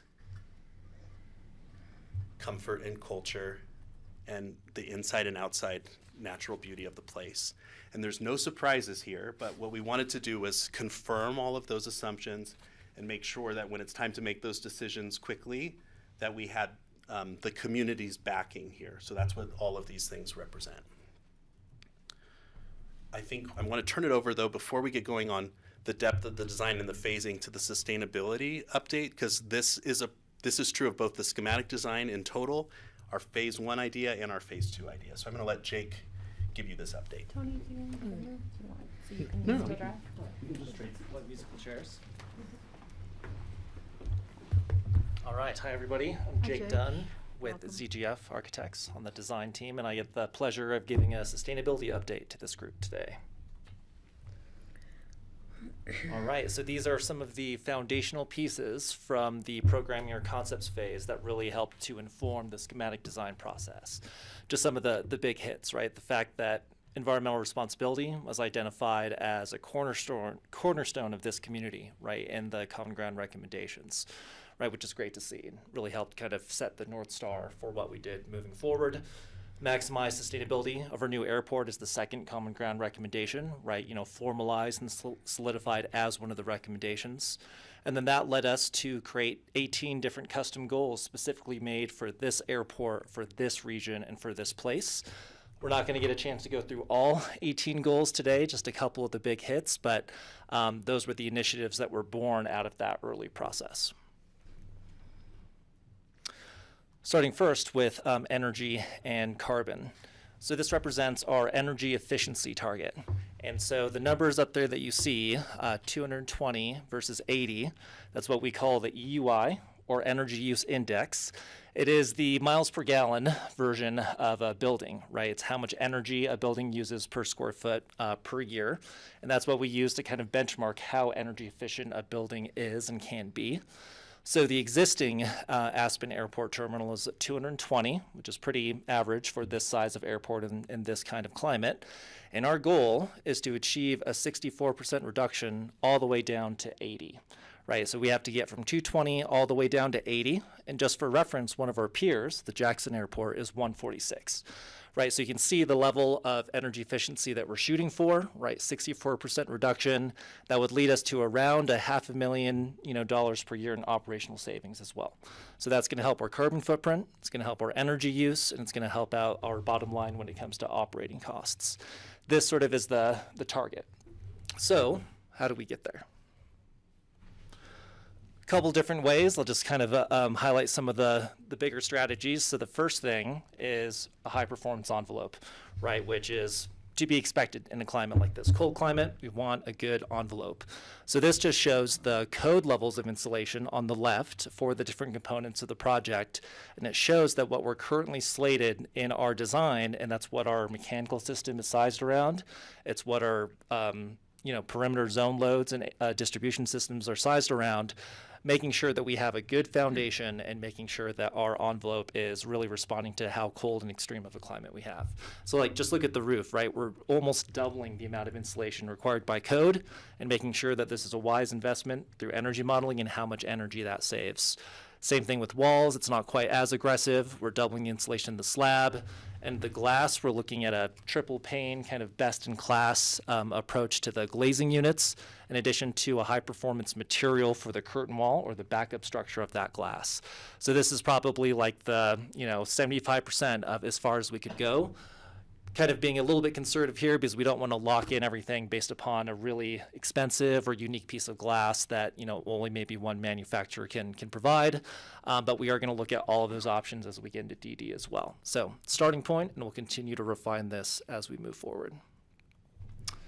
The other piece is really leaning into the legacy of Aspen Airport as one of the first and largest passive solar heated airports in the U.S. So moving forward, we're kind of taking that and identifying 3 strategies that we want to carry forward into the next design phase. One are deep overhangs, right, that are optimized to let the sun in when we need it and sized to block the sun when we don't. The other would be skylights, right, sort of like what you have currently. Given the kind of depth of the floor plate and the orientation, we really need some type of skylight to be able to harvest solar gain from the south, right, and to also provide daylighting deep into the space and really have an abundantly daylit terminal, which is one thing that was identified in some of those look and feel boards as well too. Then the third component would be when the direct sun still comes in, making sure we have interior shading devices, motorized shades or blinds, to make sure that we can kind of mitigate glare when the sun is coming in a little bit too much. So those 3 different aspects sort of form the backbone of us leaning into passive solar design. And just for the energy nerds out there, this is a little peek into our process of how we actually size the overhangs, right? So there's the question is, you have an overhang, well, how deep should it be? And so what we do is we run an energy model for those zones to understand exactly where that balance point is. So what you'll see across the bottom, the shading angle, is that we'll simulate a shading device that just keeps getting bigger and bigger and bigger and bigger. And for each one of those, the energy model shows that how much heating and cooling energy it needs. So the longer the overhang, all the way over here on the right, the more heating load you need. Makes sense, right? You're blocking the sun more often, so you need more heating. Versus if you don't have any shading device, that you're going to start to have a cooling load, right? Letting the sun come in. So if we kind of simulate all the different permutations, we can pick which one has the lowest total energy. And that's one way that we can determine, well, how long does that need to be? It's this angle and it's this depth, and that's what we have in our current design. So those decisions, something as simple as how deep is that overhang, is informed by this data-driven and performance-based approach when it comes to energy efficiency. All right, and then moving forward. The other thing that's really important to know is that the envelope and these different loads, we look at it in an integrated manner with a mechanical system that's providing the heating and cooling. So geothermal is something that was tasked to be looked at, from the Common Ground recommendations. So these diagrams show, well, how many vertical boards do we need, how much geothermal system to meet that load. And what we see is the better our envelope and the more we optimize those loads, then we have to drill less and less, which is going to save us a lot of money, right? 7 figures, right? If we can really make sure that our envelope is doing enough work to really reduce the size of that well field and kind of make our lives easier from an integration standpoint, site work, and overall cost. So one, key thing to take away is that all these decisions are integrated in terms of how they impact the performance and the cost of the project. The other thing that we're doing too is that you can see the hybrid geothermal plus air source heat pump, or ASHP. So if we design the entire load for geothermal, we would need a ton of wells. But we found that there's a balance to where if we just size for like 80% of the load with geothermal, meet the rest with air source heat pumps, then we can drastically reduce the amount of geothermal we need as well. So it's a cost-conscious, optimized and balanced approach that is still helping us achieve really low energy efficiency. The other thing that we're thinking about is how does that air get distributed in the building? And there's different mechanisms and different approaches that are more energy efficient than others. So one thing that we're looking at, and this still has to be kind of validated with the contractor now that they're on, or will soon be on board, is displacement ventilation. And that's where we're delivering air low in the space through binnacles or through trenches or through diffusers in the ground, which allows you to deliver, cooler air for cooling, increases the amount of time we can use like the outside air to provide that free cooling for us, and it's better for air quality because you're delivering that air low and you're not having a lot of mixing that's going to be, distributing pollutants and, germs around as well. So this is good for energy and it's also good for air quality. The other big piece, right, for this airport, any airport in kind of cold climates, is snow melt. So, we looked at originally kind of the desire to have the entire apron have snow melt. That's 120,000 square feet. And we looked at just how much of an energy demand would this cause. And you can see that it's huge, right? And that's, obvious, but we wanted to put the numbers to it to where between a low and high estimate, it could add, 50 or 120 EUI, right? So it almost double the energy use of the terminal and cause additional operating costs, not to mention the offsets that we would need, from the utility to make sure that was being provided with solar or paying a mitigation fee of having that as well. So for any project that's trying to be the most sustainable, airport, is that we want to reduce the amount of snow melt to every degree possible while still making sure we're helping with operations and having safe pedestrian environments. So in the SD design, you'll see that we've gone from 120,000 square feet of snowmelt to 10,000 square feet of snowmelt to be much more kind of strategic and precise about making sure that we have this benefit, but we're not blowing up our energy budget. All right, and I think this is the last piece on the energy side. So net zero is still the fundamental goal from the Common Ground recommendation. So even though we go from 220 to 80, we still have to get down to zero, right? So how do we actually do that? The conventional way is to do this option 1 with the big red X through it, which is that we put a giant photovoltaic solar array on the project, and that would provide a net zero energy balance. That's not really possible in this context because the utility, for a lot of really good reasons, doesn't want huge solar arrays being put on their grid because they're so close to being fully renewable now. So they have tariff structures and net metering policies that don't allow you to go anything above option 2, which is 1.5 thousand square feet of PV. That's what you can do and still be able to have a 1-for-1 free energy with solar panels. However, as you can see, that would gain us an additional 1 EUI in terms of energy efficiency. So it doesn't really make a lot of sense for this size of project to stick to that limit.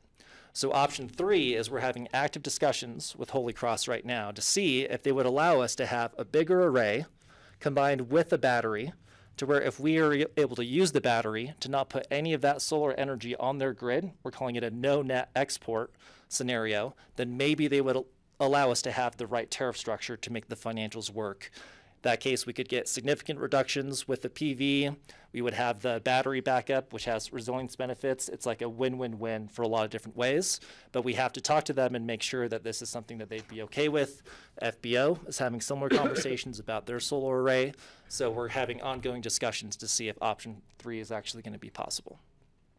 Regardless of where we end up, option 2, option 3, we still have to get the rest of the way there. So that's where we'll look at Holy Cross Energy's renewable energy procurement options or buy renewable energy certificates to be able to then zero out the carbon impact from the rest of our energy source. And maybe we'll actually go a little bit beyond that so we can claim that we're having a net positive carbon impact as well, right? That we're actually going beyond net zero and being net positive is one of the most sustainable things that we could do. So that's your energy lesson for today, right, in terms of how we're thinking about how do we actually meet our net zero energy goals from the Common Ground recommendations. One other thing that we're exploring as being one of the most vanguard things that we could do is because we're part of this integrated microgrid, right, this idea that there's a battery system at a district level that exists from the county that can island from the grid. We're thinking that we could actually build out the second phase of that master plan, add additional batteries to the airport, which would help us with our PV problem, but allows us to do something that would be really interesting that everyone's thinking about, but not a lot of people have the chance to do, which is to actually use the battery on a daily cycle, to where at different parts of the day, there's a different kind of carbon emissions based upon what generation assets are on the grid, right? So during the day, when there's a lot of solar on the grid, your emissions per kilowatt used is low. But at nighttime, when it's mostly gas or you're having to buy it, it's high. So can we take the energy stored in our PV and battery system in the day and dispatch it at night and actually achieve an hourly optimization of carbon that a lot of people are thinking about, but not a lot of folks have had a chance to really pilot, and we have that chance with this project to explore if this is possible. So we'll be looking at the financials of that in DD as well. All right, enough about energy and carbon, although that's probably the most critical part, right, going back to the Common Ground recommendations. And let's talk a little bit about water. So this graph, if you just want to take the highest level, right, we're actually able with our proposed design to save almost 3.5 million gallons of water usage, which is roughly 65% savings. We started aiming for 50% between indoor and outdoor water use. That was our kind of best goal from the programming phase. And this graph actually shows a lot of different things. On the left, it shows where our water is coming from and then how that moves through the site at these different demand pieces, right? These are the end uses of how we use water on the site. And then where does that water go from a waste standpoint? The first thing to look at is this landscape irrigation bar, right? And just through our landscape design, we're able to reduce the irrigation demand by 75%, right? Roughly 3 million gallons just by, not replacing the turf and looking at, low native plantings. This is the biggest thing that we can do to reduce our water impact in an area that doesn't get a lot of rain, right? So this is the best thing that we can do. We're really exploring right now if rainwater can be used, whether that's through water rights or through working with the local utility to be able to provide as much as possible that comes off of our roof and divert that into the landscape. And I think that in DD, we'll look at trying to squeeze this landscape bar down even more, which I'll show you on the next slide. Additionally, we're seeing savings from the processed water, so that's things like car washing. We're shooting for a 50% reduction there. The fixtures, we're looking at low flow fixtures, and then same with the toilets. And notice this gray water loop here. So now that it's legal in Colorado and in Pitkin County to use gray water from fixtures to flush toilets once through, we want to do that, right? We want to show that that's possible on this scale, and that helps offset some of the potable water that we would use to flush toilets. So we're able to offset not only 30% from, low flow toilets, but also to use the gray water as a circular solution there as well. So this sort of shows how we get to that 65% savings. We're going to continue to look at this as we move forward in design. And this just sort of shows the current planting palettes that our landscape architect has been working up. 4 different hydrozone palettes that all have different water usages. And this pie chart shows that over half of the area of new planting is this dry sagebrush meadow that really looks at sagebrush restoration. Doesn't really use a lot of water. So a lot of what we're doing is that really low water use landscape anyway, but I think we can go farther moving forward as we get into what does this really mean when it comes to the landscape design of the site and all the different experiential qualities we want from that.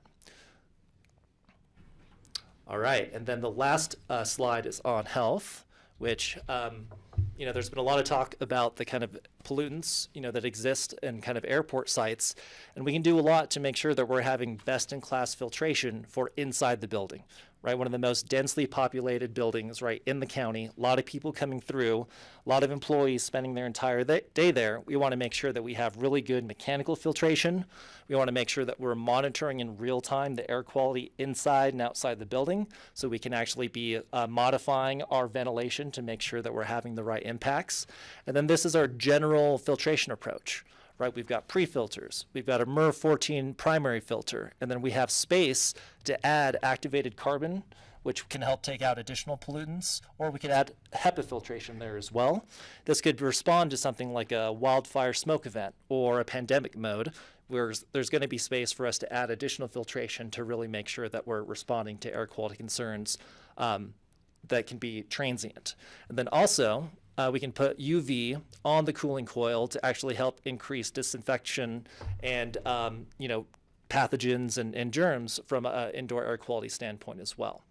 So ultrafine particles has been on folks' mind as well too. We can look at the effectiveness for these types of filters in that nanoparticle range, and it's roughly 60% with the MERV 14 filter. We can go to 50.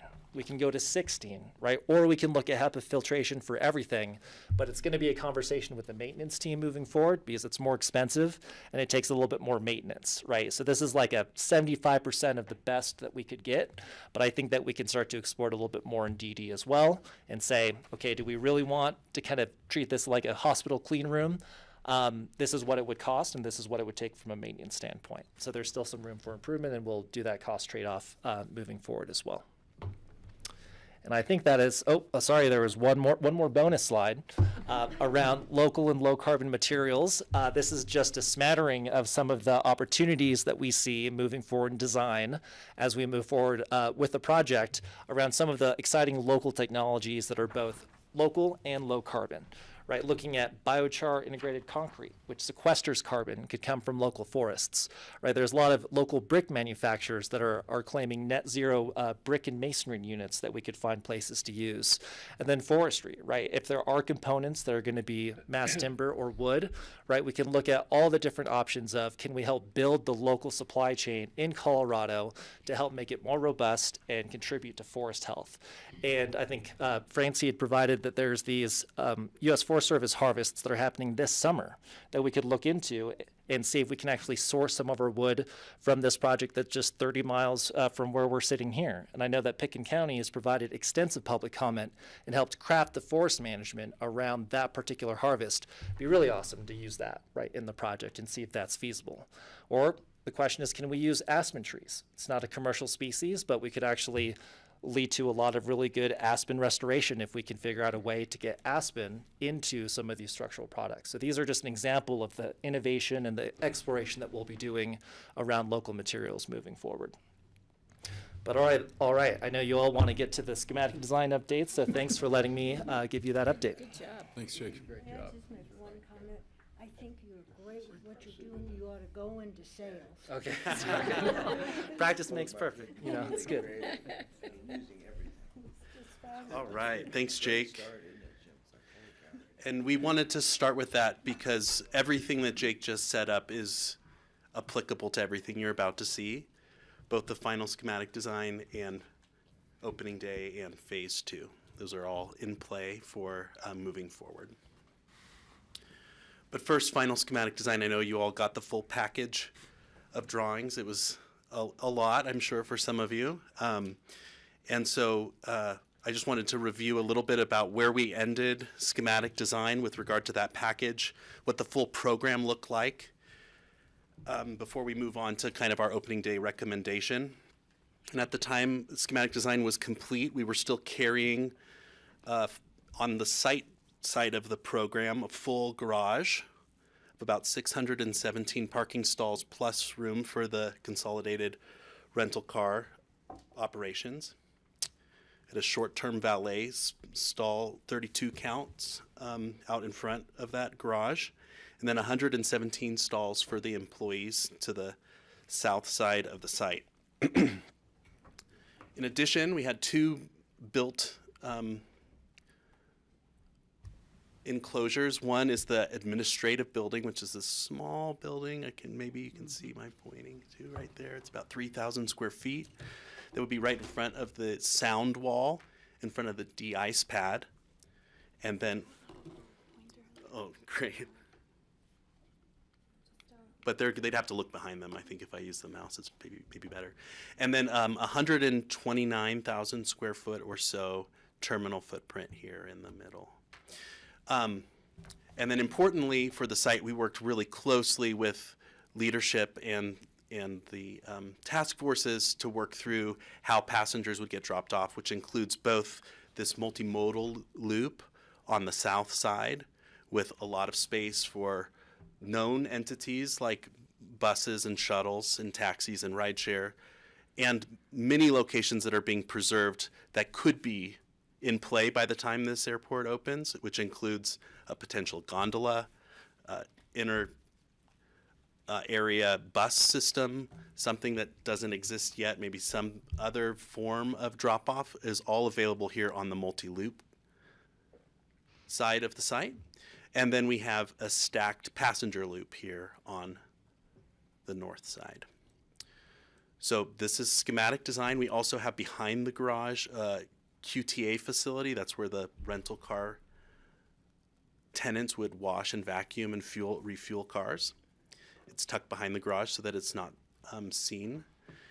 And the site, as we described it in SD, assumes the existing intersection remains in place across from the ABC, and the slip lane stays exactly where it is. That's not to say that those things might change, but for the purposes of the project, we're assuming that those, if any improvements or changes on that front were to happen, it would not be carried by this project. It would be a different project.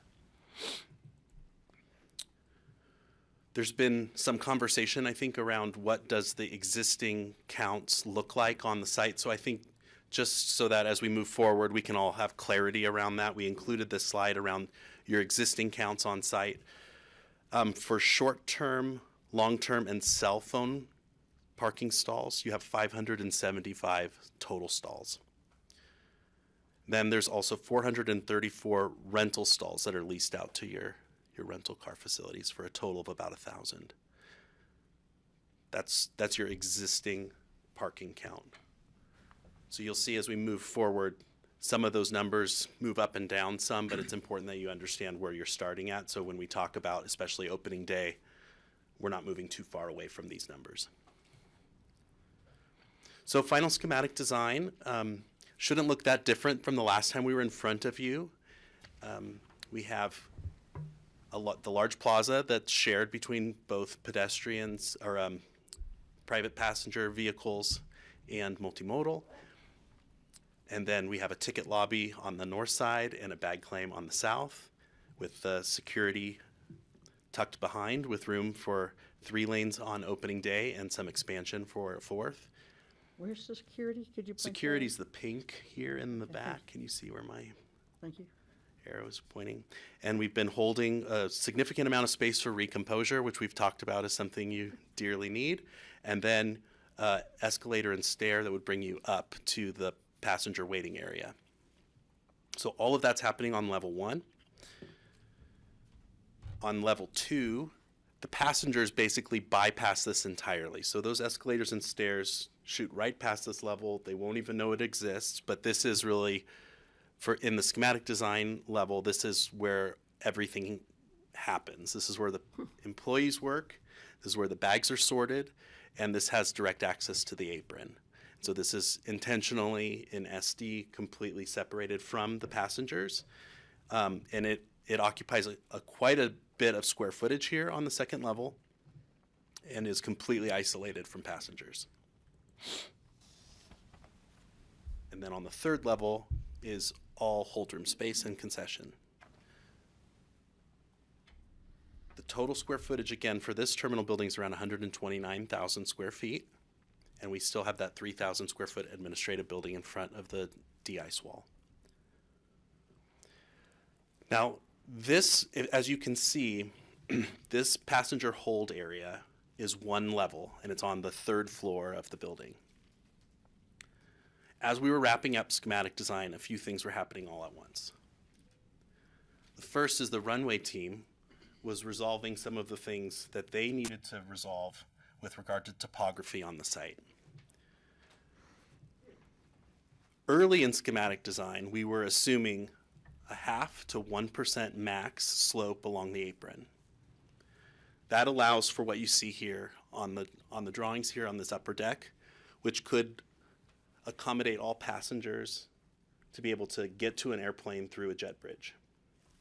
However, in the last 5 or 6 weeks of SD, we learned that the runway and the topography of the site was not going to be able to hold to 1%. In fact, 1.2 to up to 2% was more likely.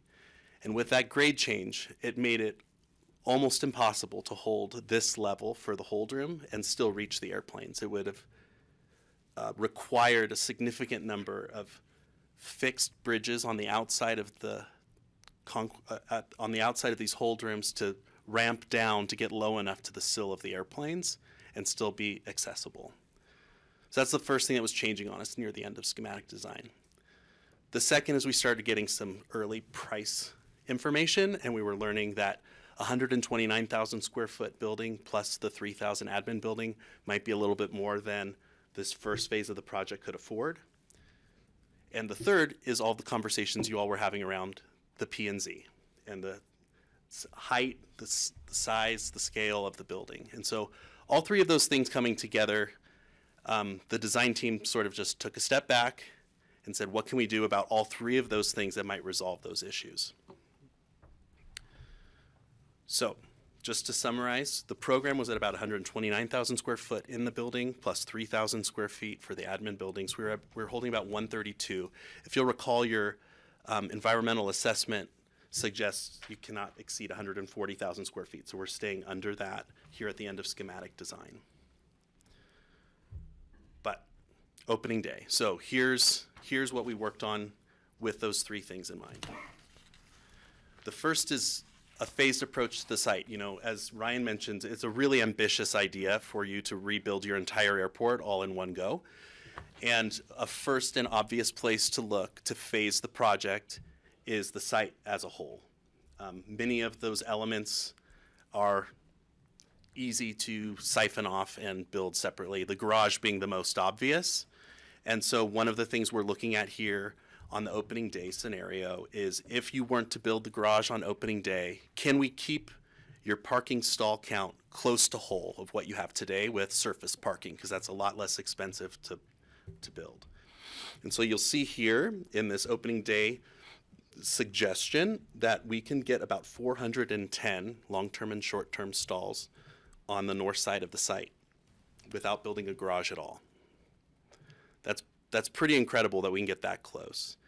And then on the left, on the south side of the site, we're showing near that admin building that we can get about 80 employee stalls and 55 rental-ready stalls. So this gets us almost, very, very close to your existing stall count.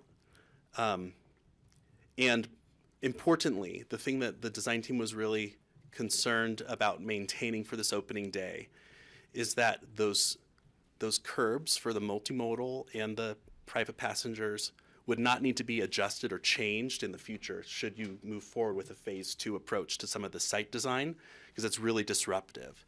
And so the intent there was, can we keep our flow for passengers consistent between day 1, opening day, and phase 2? And so we tried very hard to preserve those opportunities for the gondola or any other multimodal thing that might come online, and then just look at the north and the south edges to how much can we then accomplish on a surface level parking strategy, and still not moving any signals. That's another opportunity that could produce some more site, but we didn't assume any of that for this scenario. And we think that this threads the needle of your need, keeps you very close to your existing program on site, and we think that with some management on where and how these lots are used, it will still be an improvement to what you have today on the parking side of things. Opening day, the terminal building, we also look to reduce. This terminal building I'm about to show you is around 93,500 square feet, which is, about 30,000 square feet less than the 129,000 that we described earlier. And on this first floor, you'll notice we did some horse trading of program to improve some things like the ATO when we were making these adjustments, but the major program elements didn't move at all. Baggage claim and ticketing and security are all in the exact same place and are roughly the same exact size as our full schematic design idea. So almost everything that you reviewed in that full schematic design package on the first floor is essentially the same here. The biggest change is we've eliminated the entire third floor. To get a 30,000 square foot reduction, it required something pretty aggressive when you're only talking about 129 to begin with. It's a third almost.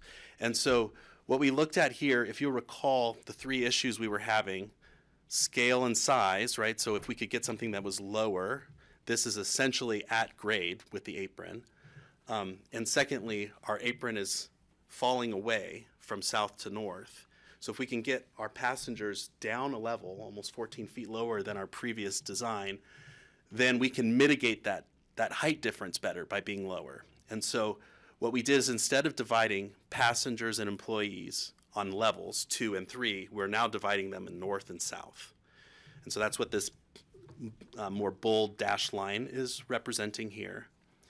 And we were concerned that in so doing, we would reduce by too much the hold room space. We know that that's one of the biggest pain points for the airport.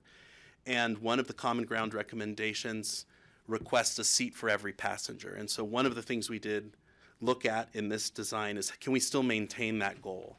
And in the full schematic design, although the square footage is more, in this consolidated approach to the hold rooms, we still maintain 64 seats per hold room. So it's the same number of chairs, but because it's consolidated, much like Jackson Hole, we can be more efficient with that seating. It'll be tighter and more collected, but you can still get that goal accomplished, which is everybody will have a chair when all 7 gates are being used at any given time. What did need to happen here for this scenario is that we had to split the way, and you guys might recall this idea of the hybrid approach when we talked about back in presentation 5, where 4 of the gates would be ground load and 3 of the gates would be contact gates. And this is where I'm going to zoom in, because at this scale it might be a little hard to see and understand. I just want to make sure everybody's appreciating what we're suggesting here for the opening day scenario. And you can see here on the left, the southmost side, we'd have 4 gates, and these 4 gates are our ground load operation.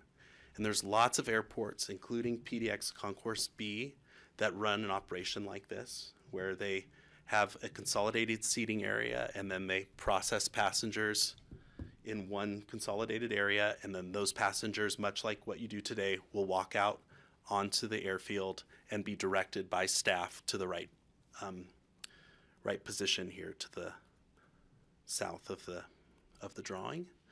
So those 4 positions are served through that ground load corridor. And then positions 5, 6, and 7 here would have a more standard jet bridged approach to those positions, and those are possible because the apron, of course, is falling away as we move from north to south, but because this floor is now 14 feet lower, this very first one is essentially not moving at all.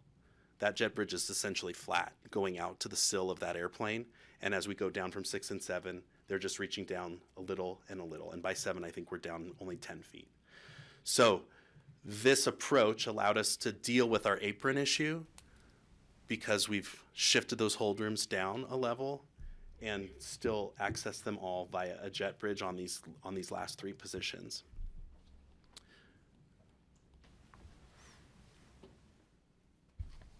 So on the program side, as I mentioned, we're at 93,500 square feet. And I think important to note, we didn't give up on any of your processing power. And so, you know, both in the ticket lobby and in bag claim, those are sized for your current demand needs based on your current flight schedule and the potential for some of those airplane mixes to change. So that has that same future flexibility that we've been talking about throughout schematic design. The ticket lobby still has the same number of ticket counters as a full schematic design, so it still has that same flexibility built in. And even the way we set up the makeup units, which is where the bags wait before they go onto an airplane, and the sortation, that's the sortation and the place in which that they are scanned, the CBRA and the CBIS by TSA, that proximity and those sizes are roughly the same as schematic design. And so what we tried to do is maintain the future flexibility piece of the airport without sacrificing those, but reducing square footage. So we looked for other places in which square footages could be reduced in the opening day scenario. Which leads us to what would be then a phase 2 approach to make you whole to the full schematic design. And that's where we then come back to the site and we say at some point, whether it's 2 weeks, 2 months, 2 years, or more, you can create a business case for then your parking structure, and you can size that parking structure. We put a number on here of 500 stalls, but really, you know, as much as you want to go down or go up, that is a very fungible number based on what the need is, and you can do some, you have time to make decisions about how you want to approach parking on site, and that will also give you, because it's a phased approach, you will know better how multimodal options are going. And if that loop is being really successful and new things are coming online that are bringing passengers to the airport successfully, perhaps you never need a parking garage. So there's flexibility there on the parking structure. We are showing here the future ground transportation center. So within the plaza, there's an ability through other funding mechanisms to build an actual facility there out in the plaza to serve folks that are waiting for any of those elements, including the gondola. We've had some conversations with the folks that are interested in a gondola, and a gondola really needs a second story landing location. So waiting on this decision makes a lot of sense to let that sort of develop over time so that you can consider that on not just the ground level, but also a perhaps second level. And then you can see here on the south side of the site, you can make the program whole for the employee stalls. As we mentioned on day 1, we might only have 80, which is maybe a little less than you might want, and you'd have to manage that carefully. But once the rental car facility could move over here to the north side, the south side then could be made whole, and you could get some more employee parking if that was something that you chose to do at phase 2. The nice thing about this approach is this gives you some time to be thinking about your approach to vehicles on the site. So as far as the site goes, this is all about flexibility for you over the next months and years. You have to make no formal commitments to this at this point. On the terminal building, let's go. You'll notice on the first level again, no change. That was really important to us as well to set you up. It's really disruptive to go back into a building, especially in the areas where the passengers are located, and try to add things there that they are moving through. And so we, as I mentioned before, have sized those for the demands that we have been given as part of programming. And so those don't need to be in the phase 2 approach rebuilt. We're not moving walls, we're not moving program. There's some opportunity as we move into phase 2 to perhaps have learned some things about where some of the other back of house programs may want to land. And so you could move some things around, but the major processors are in the same place and same size. And let's just take a minute here to talk about the potential here for the phase 2 concourse. And you'll see, and I'm going to zoom in here first at what was already there. And we've removed all but one of the ground load positions here in this scenario. The reason for the one left ground load is if you are having 8 positions, this last one would be really difficult. It's not impossible, but be really difficult to get to from the building over here. It's several hundred feet away. So that amount of an enclosed walkway might be a challenge. It's not impossible. And this first position here can either be ground load or dealt with through a fixed bridge. So it depends on how you would like to deal with that at the time in which you're ready to move to phase 2. But what we're showing here is come phase 2, shifting the parking positions to the north. And in order to keep the phase 2 constructability and operational impacts to an absolute minimum, everything in phase 2 is completely separated from all of your phase 1 work. And so the airport can run and operate as it will be once it's opened, and phase 2 work can be being built without interruption, which is really helpful.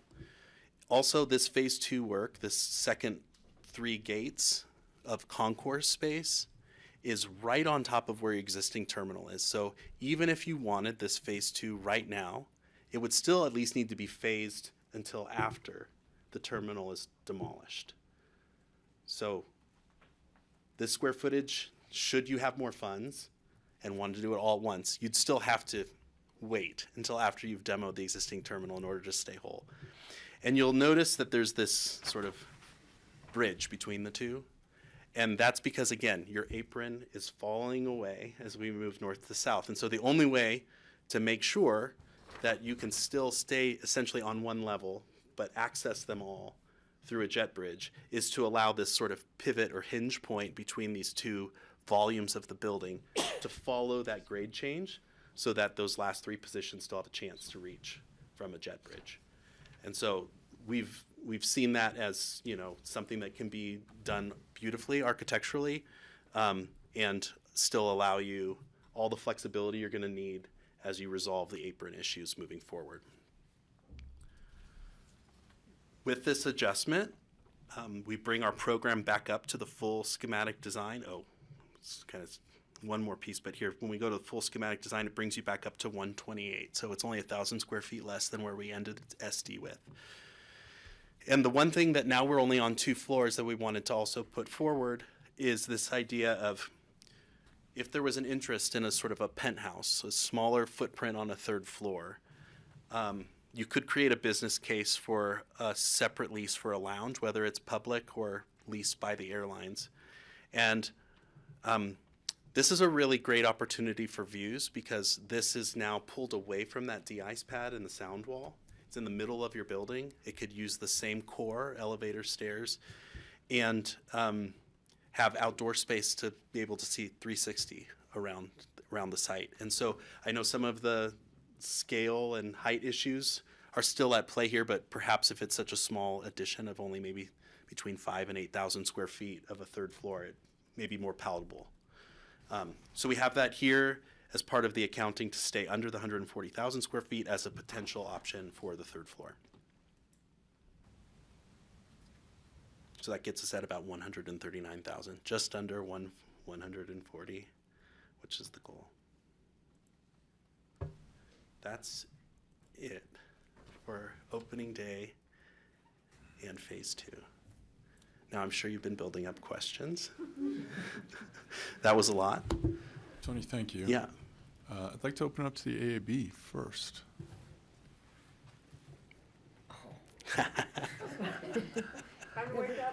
Yeah, no, Andrew here. I've got a couple questions. I'll sort of throw them all out and then answer. You know, we talk about lowering the EUI and a $500,000 savings a year. The extra cost to get there, is there a rough idea of how many years it'll take to get the return on the cost? The extra cost, okay, that's one. Just another small issue. I love the color of maroon bells and pyramid. There's no mention of that in any of the color schemes, just as kind of a little detail. You've got reds and you've got browns and you've got this, but we don't have any granite or any of the color of capital or maroon or pyramid, which kind of are a hallmark for us. The parking lot issue. You know, having 80 employee lots on day one spots is a big rub. I think we have to figure a way around that, because even right now at almost 120, they don't have enough. Just a comment, I think it has to be looked at a little deeper to figure out how to take care of the employees. And we talk about multimodal and all this, and it just doesn't work for them because of the shift change, the times they come to work. They're not able to take the buses because the buses aren't running. There's a multiple issue there, and that's kind of a bigger picture, but it's something I see. The other one is the construction time. We talked phase 1, phase 2. I looked through the documents before. I couldn't really get a grasp on, are we talking 2 years, 3 years, 5 years? Let's just say we did it all back to back. How long would it take? That's kind of what I got. So go ahead. I'll start. The EUI question is something that we're working through right now. So we're just getting the CMARs on board, and we're getting cost data at a scale that we can actually start to identify what those paybacks are. But we also want to take it beyond just the simple payback too, right? We want to look at the total cost of ownership, full life cycle cost analysis. So we'll have maintenance cost, operating costs, tax credits that we can do if we do geothermal. We'll look at, return on investment. We'll include social cost of carbon. So you'll eventually get a pretty comprehensive look at what the savings versus costs are. We're just not there yet. Yeah, no, it was just a question because we're going to need to know it later. That's all. Thanks. Okay. Soon. Yep, soon. Okay. Maroon bells. Yeah, it's great. We'll add it to the list. It's your last day. I got it. Yeah. On the parking count thing, I don't know if Diane wants to speak up on this, but we're doing further research on what does it really take to make sure the employees are served. The number of employees that need to be there for their shift and for the shift change isn't the same as the number of employees that are parking there every day. So that's an operational issue that can be resolved. There's also the opportunity during construction to change behavior with regard to how people are getting to and from the airport. There's going to be a need for everybody to rethink how they park at the airport. Yeah, they're going to take up some of the site, and so there's going to be changes to the way that the rental cars and the employees and the passengers are all interacting with the construction site, and so that might be an opportunity also for a new employee program to present itself. And so I think when given constraints like budget, where we're being forced to fit a lot of things on a very small site, everything's on the table. And so with regard to parking, we're trying to manage all of the elements as best we can. And so I understand it's a challenge. Yeah, and so if you'll recall, we still had on the surface lot on the north side over 400 stalls. So with that in mind, that surface lot's right where the current terminal is, right? Yeah. So right, that's what I'm saying about construction. So during construction, you're not. My question. There's going to be some juggling that we're going to work with the CMR on to figure out how to deal with parking during construction. But the point being, the 80 plus the 410 is still around 500. And if you'll recall, if we go back. Yeah, I looked at it in the thing, and I had trouble with the numbers. Yeah, let Diane add. I think there's some creative solutions on the table too. that we're still trying to work through to be able to present to both AAB and BoCC on possible options for that and still keep our system. Oh, I'm so sorry. Is that working? Red lights. Still looking at some options, Andrew, on that to present to BoCC and AAB. Are the airlines going to work with the employees and maybe provide some kind of shuttle service from a different lot during the construction? I would not anticipate that the airlines would provide that. I would anticipate other options for them, not that the airlines, at least to date, the airlines haven't really been active in participating in employee bargaining. I will say that each carrier has a little different agreement with their employees based on, union agreements and other things that they're working with. And we have two different carriers, right? We have Envoy that does American, and then we have SkyWest that does Delta and United. So we're kind of working with 3 different agencies on that. Okay. I know we could spend an hour on each question, so maybe as vice chair, I'll just carry on with the AAB members. So who is next? Jim? Okay.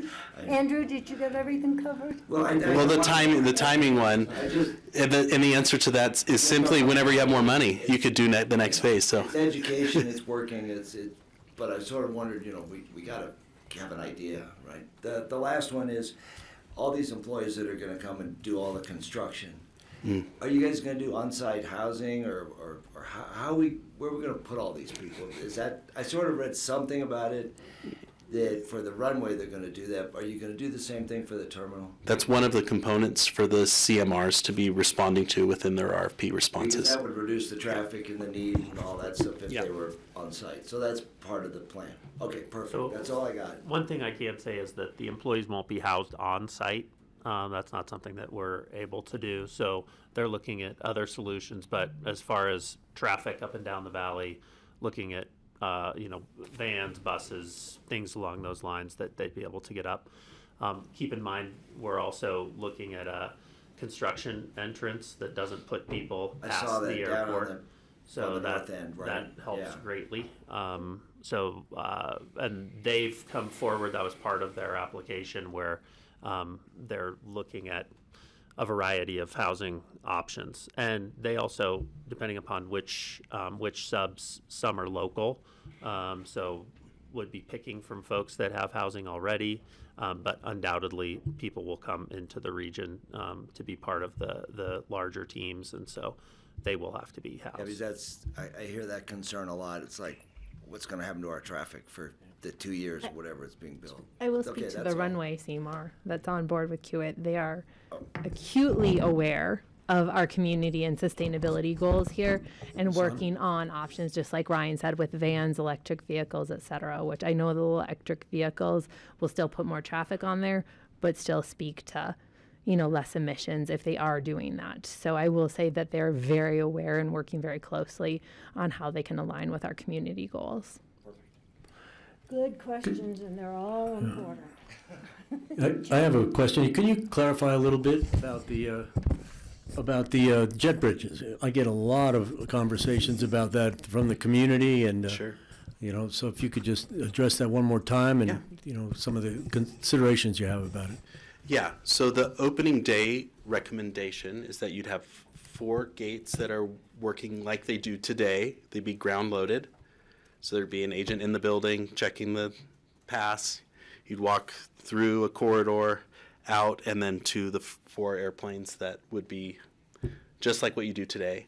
And in the opening day scenario, on the table at least, in this opening day scenario, are 3 jet bridged locations, 5, 6, and 7, you can see here in the plan.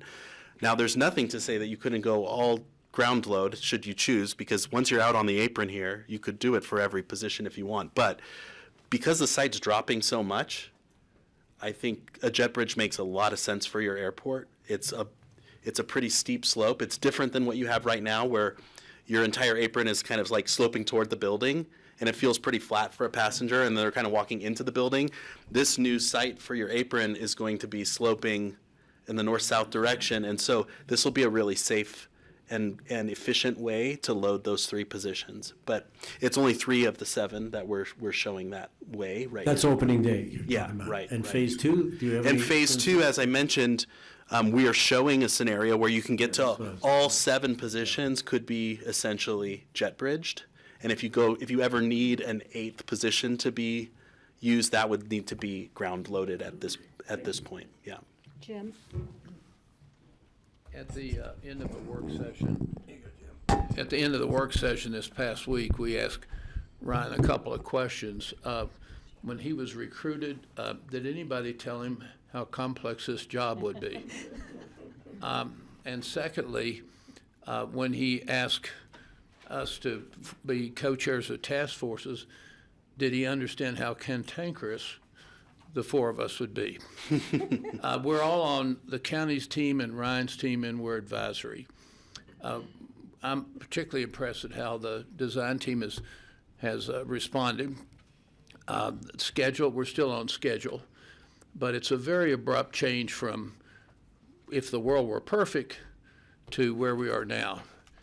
I know that in this county, there's a lot of issues, concern about growth, legitimate concerns, but I'd ask the county commissioners the other question, is this adequate? And we don't know, and Brian hasn't been able to have the information to tell the advisory board of the task forces what things will cost. But in particular, the 4 of us who are the co-chairs of the task force are questioning whether we can afford, wouldn't we be better off with an 8th gate? That is not a growth issue. That's a question about the day we open, are we behind the 8 ball? That's sort of a simple final statement. And we all say this with great respect. So it's none of this is infighting or arm twisting. It's just a healthy questioning. Are we so afraid of any ounce of growth that we're going to make the wrong decision the day we're open? Thanks, Jim. And if I could just point out here, the opening day north edge, as we work with the CMR and understand the real budget constraints, there is opportunity to respond to the task force's request for some more hold room space. We haven't done that yet, but once all of those things become more clear over that alignment phase, I think that is certainly something that can be explored, and we can find the right amount of space that can be affordable for day 1. Tony, because Michael raised that also, can you illustrate how that could be a possibility? Sure. I mean, it's going to be pretty crude, but you can just push that line north 10 feet, 15 feet, 20 feet, however much you can afford as far as square footage goes. And because it's a shared hold room space, you can add chairs. And the 8th position can have a fixed bridge like we were showing on day 2 that can reach the 8th position. So there's ways to get this to work. That can all be part of the DD exploration once the CMAR's on board and we have clarity around what the true cost of construction is, at least as best we'll know in DD. That will continue to be updated through construction documents, so you don't want to push every penny into DD because you never know what's going to happen over the next 6 months that happen after that, but there is room still to look at that. Jeffrey, Please. Can you, I think what it was interesting to me was to hear about the square footage in this day 1 scenario in the hold room compared to what we have in our hold room today, which I believe was about twice the amount. Is that correct? Yeah, that's right. When you look at the program, which I'll bring up right here, I'll put another square footage box around. So here, what we call here the airline designation area, we should just call it the hold room. Your current hold room area is around 6,500 square feet. Our schematic design, where it was that whole 3rd floor, we were carrying almost 25,000 square feet. That's what a level of service would suggest for 7 hold rooms could be. And what we're showing for opening day is 17,650. So you can see it's more than 2 times bigger than what you have now, which is significant. And it's not right after security. You're still on a separate level, so you're not ramming right into yourself as you're coming out of security. And so, again, if we're being asked to reduce the square footage so significantly, some place has to give. This is one of the places that made sense and had an opportunity for a phase 2 approach where you could then extend and still, as I mentioned before, hold your seat count by just consolidating and maybe furnishing slightly differently than you would if you had more space. I know Clint would have a question. I've got 2 questions, kind of variations of Jim's and Andrew's, but I'd ask Jim's question a little bit differently. With our growth projections, how long will 93,000 square feet last? Is this going to be a 20-year building? How quickly do we have to expand afterwards? I know it's a crystal ball, magic 8 ball stuff, but I mean, I'd ask it a little bit differently than Jim asked it.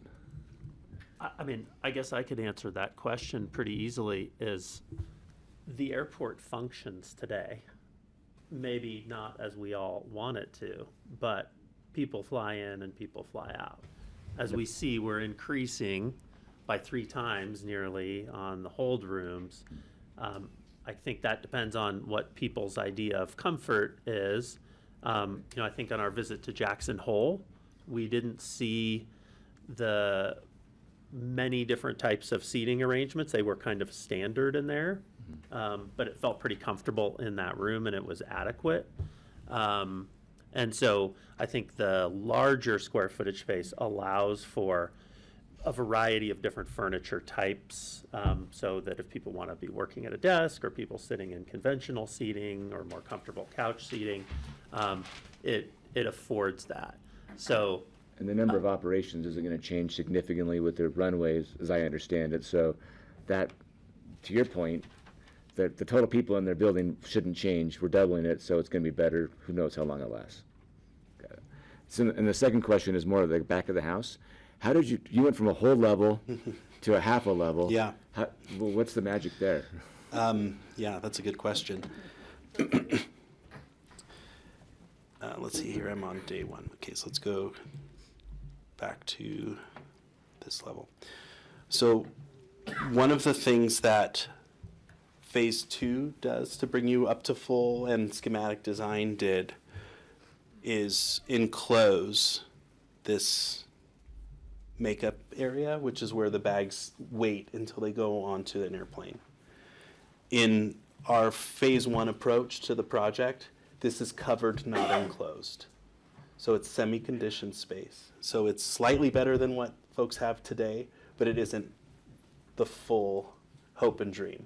And that is almost 20,000 square feet. So by not enclosing that, it's a huge cost savings to the project, one that is easy to, once funds are available, check the box and go ahead, and that could be a phase 1.5 if you'd like.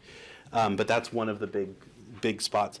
The other is by the phase 1 approach, the building is smaller, so all of the mechanical, electrical, plumbing, and technology spaces are serving a smaller building, so we're able to reduce all of those spaces significantly.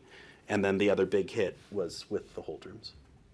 You know, and this is kind of where Andrew's question, I just asked it a little bit differently, and you don't have to answer it, but like, is that meeting all the needs that the employees asked for during all the initial, kind of, don't answer it. I know it's going to be the same. It's better than it is, and I got all that, but just something to think about as it moves forward. Yeah, the programming effort that we did from August to December was really valuable to hear everybody's wish list. It also generated a program in total that was like 180,000 square feet, which is more than your EA will allow. It's way more than your budget will allow. And if you give everybody everything they want, it's just not going to, it's not going to work for this Aspen-sized project. No one's expecting that. It's just the question is, are we hitting the goal? Right. We've been working with Diane's team to look at all of the employee spaces. We still have DD to continue to refine those and make sure that we haven't broken anything. But yeah, everything took a haircut to get here. The things that we tried to preserve were those big processors that would be really painful to have to go and change later. Great, thank you. No more AAB members. I had one question that I've asked persistently about the views, because we know views were important from the CGRs. Yeah. So that one, the answer is a little bit more nuanced. In the previous schematic design, the hold room area stretched north to south across the entire project. If you'll recall, the beginning of schematic design, one of the things I told you is that that de-ice pad moved really close to our project. That was something that changed from concepts to schematic design. And with that de-ice pad moving, the sound wall, which is 20 to 25 feet tall, went with it. And so those south-edged hold room areas that we thought might have a really nice view toward Buttermilk are actually not that nice of a view because you're looking out at the de-ice pad and the sound wall. So in looking at this, of course, we're even further away from that position, but we're far away from the wall. So the view is primarily to the east and to the west. The west view is actually quite nice too on the other side of the concession. And that's why, as an option either for day one or day two, we showed that penthouse idea for the third floor, which would get the 360 views, but is also halfway across the building. So unlike our schematic design that was at that south edge, right next to the wall, it's now in the middle of the building, pulled back where the wall won't be as prominent in the view. And so there's no perfect answer to getting the exact view we want because of some of the site elements that are outside of our control, but what we have tried to do is give you an opportunity to still get an amazing place in which you could achieve that view. And that square footage, I think, in working with the CMAR, may be inexpensive because it's going to use core elements that are in the exact right place. So Expensive or inexpensive. It could be within. We're working on costs with the CMR about the. That's an opportunity to look at with the team if there's interest in pursuing it. Yeah. Okay. Jeffrey, we have no more AAB. I do have just a couple of things from the task forces. Shall I just go through those real quickly? The baggage handling system continues to be exposed to the exterior. That's right. So that's. For opening day, it's enclosed. I mean, it's covered but not enclosed. Yes. On either side? It will have some level of enclosure on this side because this is a secure pathway for employees coming from the administrative building in front of that sound wall into the building here at the ops entry. So it will have one side wall there, but it's not conditioned space, so it's not ideal for those workers. Again, it will be better than what they have today, but it's not all the way there. It's an opportunity for the day two. Significant parking reduction, you've addressed that, I guess. Significant holding room reduction and outdoor overflow space, and you say the holding room is increasing. Yeah, it's more than double what you have now, and we're showing this terrace on the west side. That would be an outdoor space for you to be able to get outside. Rental car operations constrained. I'm not quite sure what that means, but it's. Yeah, the site plan for opening day includes basically sizing the quick turnaround facilities, what QTA stands for in case you were wondering, sizing it as small as possible. So that's working with those tenants to understand their need, not their wants there, because these are expensive facilities to build. And so, again, we're really trying to be budget responsive and put the funds as much as possible in the spaces in which the passengers will experience. Two more. Ground-loaded gates for 4 of 7 whole rooms. Walkout during winter conditions equals safety concerns, and ground-loaded gates cause bottleneck for boarding. Yeah, all I can say to that is we're doing half as many as you're doing now. And there are opportunities with, as Jake shared, the overhangs that this roof could provide covering, places in which you might have snow melt on the apron for passengers to walk through here, and just careful planning and grading of this apron for those 4 positions as passengers walk out will be far safer than it is today. And, Jackson Hole does it. Lots of other airports do it with extreme conditions. So it's not impossible. And again, these are trade-offs. This gets us halfway there on day one and can get you all the way to jet bridges if that's something that this community decides as a phase 2 approach to the project. Which leads to the last one. Phase 2 has no committed timeline. Is there a committed schedule for phase 2? This seems like a critical risk, gate 8, parking, and so forth. Having gone through the P&Z dilemma, everybody does have this on our minds about not having to go through more approvals stretched out over years. You can't answer that. It's a fair concern. The county and the leadership could certainly authorize not just the design of day 1, but the design of both day 1 and phase 2. You could get through all of the documents so they're all ready and permitted. And then you wait till you have the funds to actually build the phase 2. There's some risk there. If you wait too long, then that drawing package may be out of date. So that's really up to you all on your timeline and your funding and where you think you win and how you might be able to fund additional projects and whether or not the additional hold room space is the priority. You know, is a garage a priority? Is an adjustment to the way the rental car facilities is the priority? What's the business case for any of those scenarios? I think those are all CMR, DD, and leadership decisions that can happen in the next phase on how to proceed with the day 2 options. Thank you. Yeah. Any more AAB members? Mike Salons is actually on with his hand up. His screen name is Samantha, but he's there our you go. AAB member. Promote him to panelist. I think Michael's in France, so Wow. good for you, Michael. Bonjour.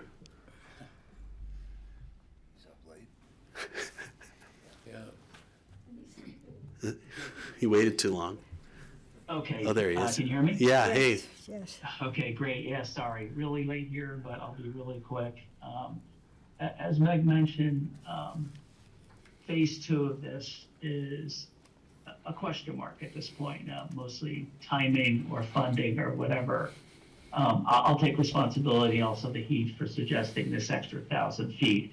And the reason I feel it's very important is, and ZGF has done an amazing job reducing to getting the size of the terminal to meet the cost constraints. But just looking at the square footage, 64 people for 7 gates. By adding the 1,000 feet, and I just would hope everybody look at it through this lens, what we accomplish is not necessarily adding the 8th gate now, but providing the square footage for the amount of people for 8 gates. You future-proof the terminal, and if you don't end up adding phase 2, which we know is a question mark at this point, at least you guarantee and future-proof the terminal so that you can have that 8th gate and have the room available. And I also feel this is important because the last thing you want is to try and squeeze 8 gates worth of people into a 7th gate space. I mean, we're building this terminal for our community, and this is probably the most important hold space that we have that will reflect, you know, what the common ground recommendations are espousing. So I just ask that you look at it through that lens. And I think the task force chairs are in agreement that this is an important extra 1,000 to 2,000 feet. My second point really quickly about the parking, I realize it's important for the employees to have sufficient parking, but this is not anecdotal. The last few busy holiday weekends, we've received messages that the parking lots are full and that we have to go somewhere else. Again, we're building this terminal for the community, so I think we should future-proof or even slightly oversize the parking for the public, for our community, because that's who we're building the airport for. So I just think we should not short-sight that. I realize it's a Sophie's choice between the employees and the community, but maybe there's a third parking lot, like we have the short term that we offer at a reduced rate, but let's not short-circuit the parking. That's all I have, and thanks for letting me speak. Thank you, Thanks, Michael. Mike. Evan is not, who's the other co-chair, is not able to be with us today, and his key word is please think about future-proofing. Future-proofing. And Anne is the other co-chair, and she had a medical appointment, so we're done. Excellent. For Thanks, now. Meg. Thank you, AB. Ted Mann. Yeah, thank you. This is a lot to process, especially as someone who's only recently arrived to the conversation. But just looking, I guess I had a few questions. From the early slide, just on task force meeting 6, considerations on the future approvals, which I think we've just been kind of touching on. Just to reiterate, do we have any clarity on if we would need approvals or not? And maybe this is something that Rye can help with here. Will you repeat the question? Like, do we know if we phase this, rather, if current approvals, and we phase it out, a further timeline then? Oh, I see. Do we, our approvals that we have going to be current, or do we have to go back to the drawing board for all of that? As it relates to the process of getting through the locations and extents, which basically allows us to go to permitting, I think that is in place, so we wouldn't have to go back through that. Now, there may be a timeline on that we just want to double check on if there was some kind of shot clock on that, so we can get back to you on that. Yeah. But I think the idea is you've gone through that, and then if we approve this full SD set, then we have the flexibility over time to pick and choose from this point in time some of these discrete improvements. And I think an important thing to keep in mind is, we've been pursuing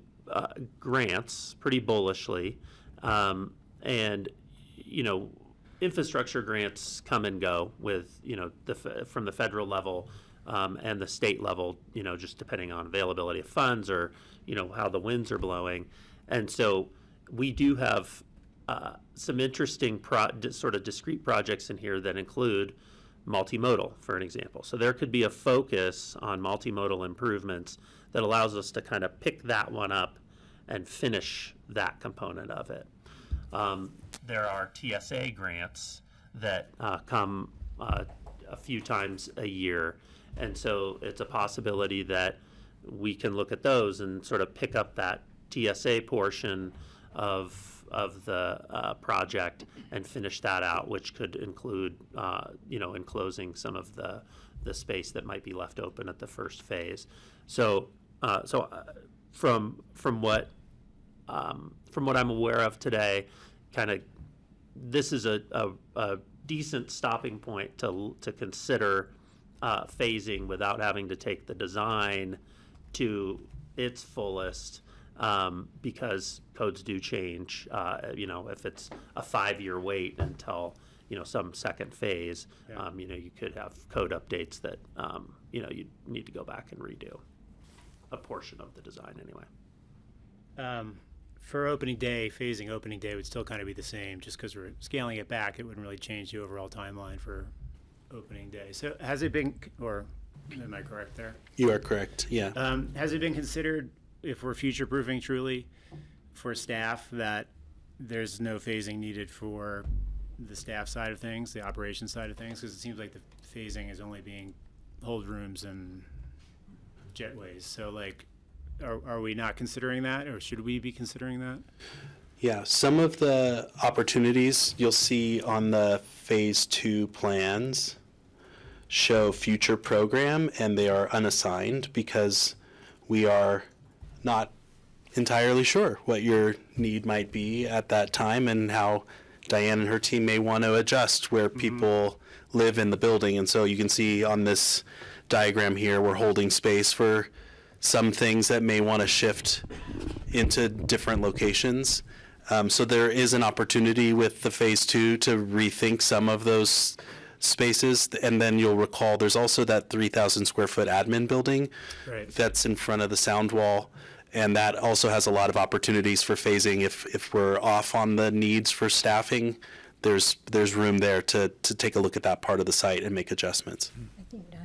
And I think I might be able to help a little bit here too. If you can kind of highlight briefly some of the areas that they do have improving, like it sounds so simple, but for any of you who've been there, saw the terminal bathrooms, they have bathrooms back there. Like, I think it's important that we kind of show some of the improvements that we do have. That, yes, as he said, we've all had to take a haircut on things, but I think there are some things that are so important to show here that we still have heard what the employee needs are to make them comfortable. You get a sink?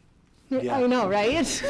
I think that was really important just to highlight, Tony, if you don't mind. Sure, some yeah, of those. yeah. So we've been working, as I mentioned, with Diane and her team, and one of the things we heard is, like, as she's mentioning, employee restrooms. There aren't any, and right now they have to kind of staff themselves to only use the restroom when passengers aren't at peak because there's not enough space. And so what we've done here, even in the smaller footprint, these two restrooms here off of this employee corridor are employee dedicated stalls. We also have a dedicated suite for the sheriff and security space here on this level. And then upstairs, there's an additional 3 employee restrooms. So that's 5 more than 0, which is significant. And, you know, we have ops spaces and facility spaces and bag storage spaces. And I mean, it may not be the full program ask that came out, you know, at the end of December, but there's still, everybody is still being addressed, maybe just not to the full extent.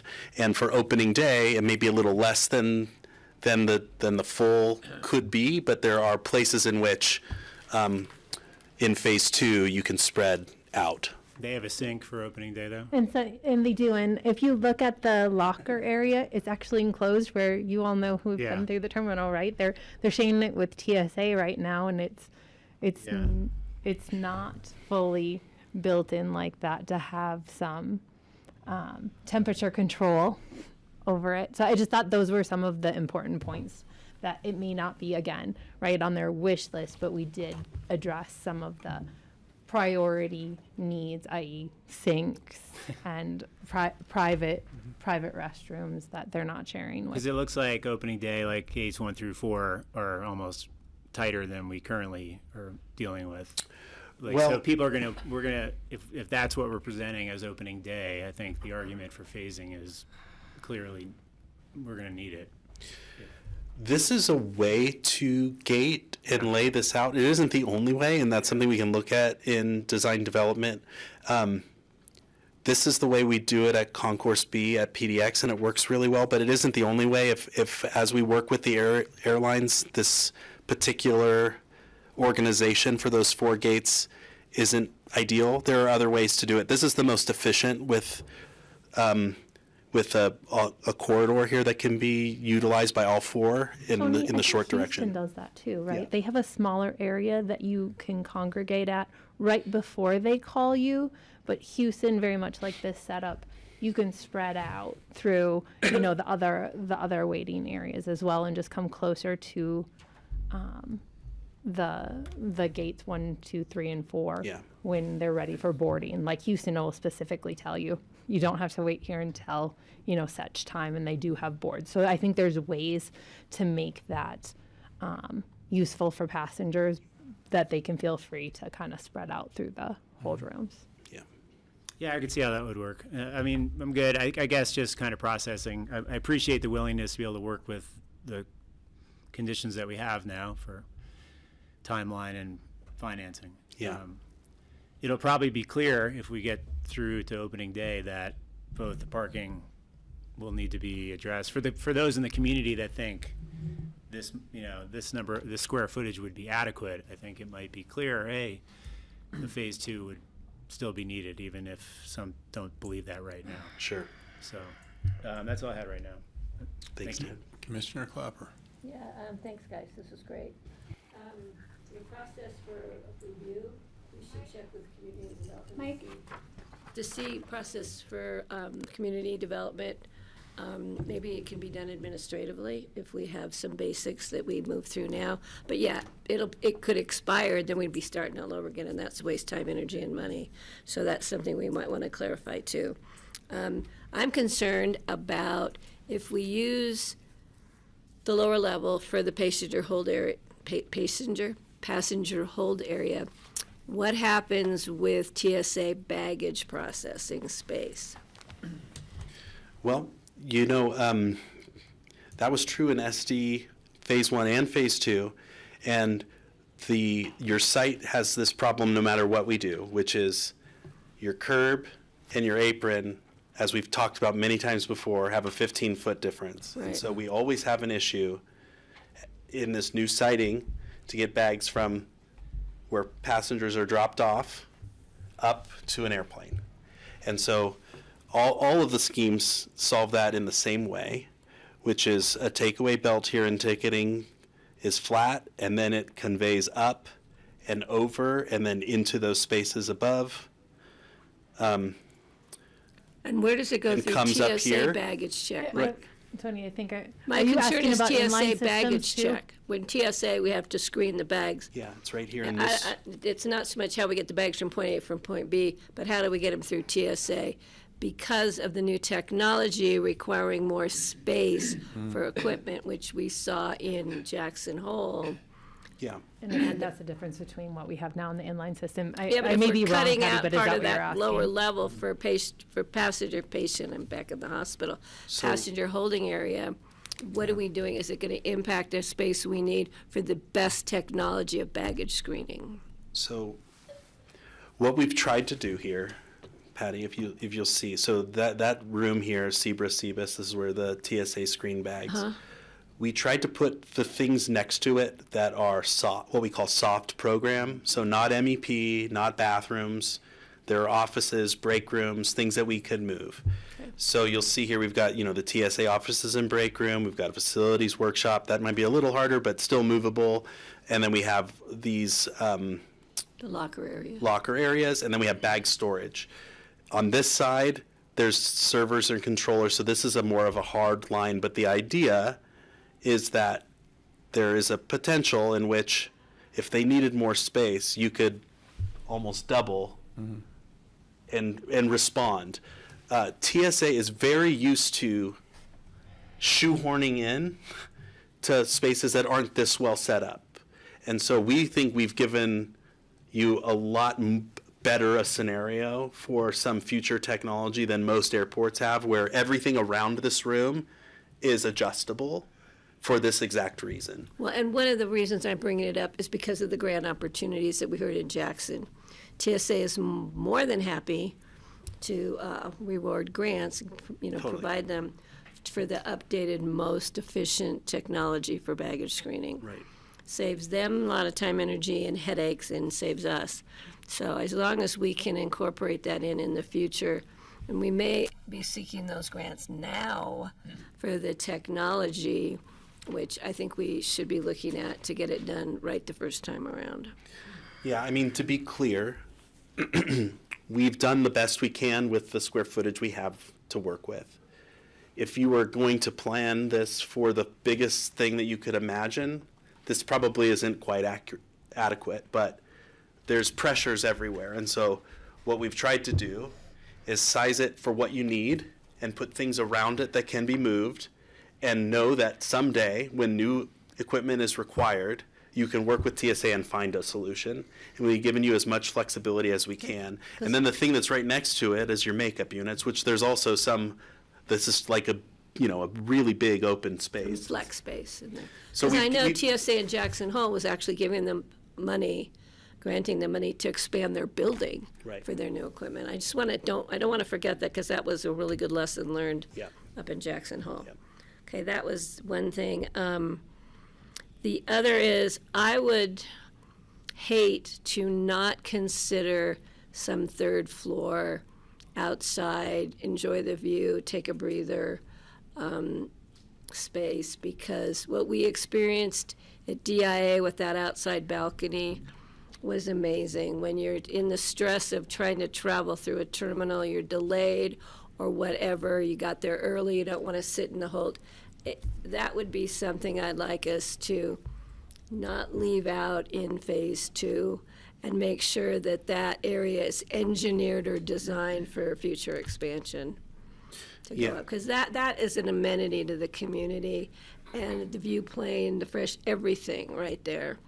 But I think the community just needs to understand, right now we're doing the best we can possibly do with the funds we're hoping to have available to do it. Getting to parking, we need to be clear with the public. We're still looking at a management plan for the Brush Creek Intercept lot and park and ride, what are we calling it these days? And that's an opportunity for staff parking with a shuttle or overflow, flying public parking, et cetera.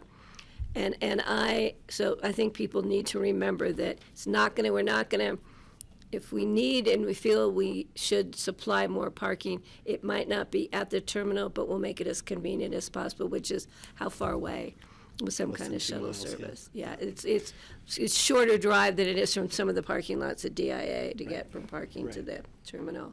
But that being said, the other thing is I think there is a concern, and I'm hearing it more with the parking lot being full on days when you don't expect it to be full. People are concerned about employees who aren't working parking there, because who wouldn't? I mean, it's cheaper to park there to come into Aspen. You can jump right on the bus. But we need to make sure that we're providing that opportunity for working people at the airport when they're working. Yeah. And I think that it's a disservice to their fellow employees, the people they work with, when they come to do their shift and they can't find a place to park. What are they supposed to do? I don't know how we manage that, and I don't want to be hurting the employees because they work hard. They work all different hours and shifts.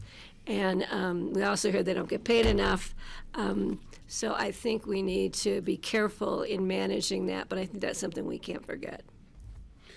And I mean, I could go on, but I know we have time. We don't have a lot of time, and I want the rest of the board to have an opportunity. Just on your outdoor terrace, I just want to point point out my outdoor patio. For phase 1, we are showing one here on the east side of the second level. Okay. And it's a significant amount of space. It has a really nice view out the east side, and it wouldn't have any of the fuel or sound problems that the west side would. That area I have highlighted right now in red. So we are including that as the baseline for opening day, and then what we were showing as a potential additional space That's critical. Thank you. Is the penthouse above, which could get you then the views toward Buttermilk to the south. And that would be the ultimate goal in the future. But I think at least having some place where people, once they get through security, can get out. Yes. But still be secure. Yeah. Thank you. Yep. Good job. For me? Well, when I went through the SD, well, first I wanted to say, Tony, we're really sorry that you're leaving. No offense to you, Bob. I'm sure you're going to be great, but your personality just makes it so much easier to deal with all of this. We don't even want to go thanks, into Francie. that. Everything you put into it, I really appreciate it. Absolutely. We all do. Yeah. I agree. A couple of positive things for when I was going through the 1,112 pages. I really appreciate most of the design goals, the night lighting, the day lighting, the right lighting, the day lighting, the biophilia, visual access to the outdoors, 25% local products, circular materials. Thank you for that, Jake. I just have a question. 30% reduction in embedded carbon and 50% in energy use, compared to what? 50% less energy use than what? That's such a great question.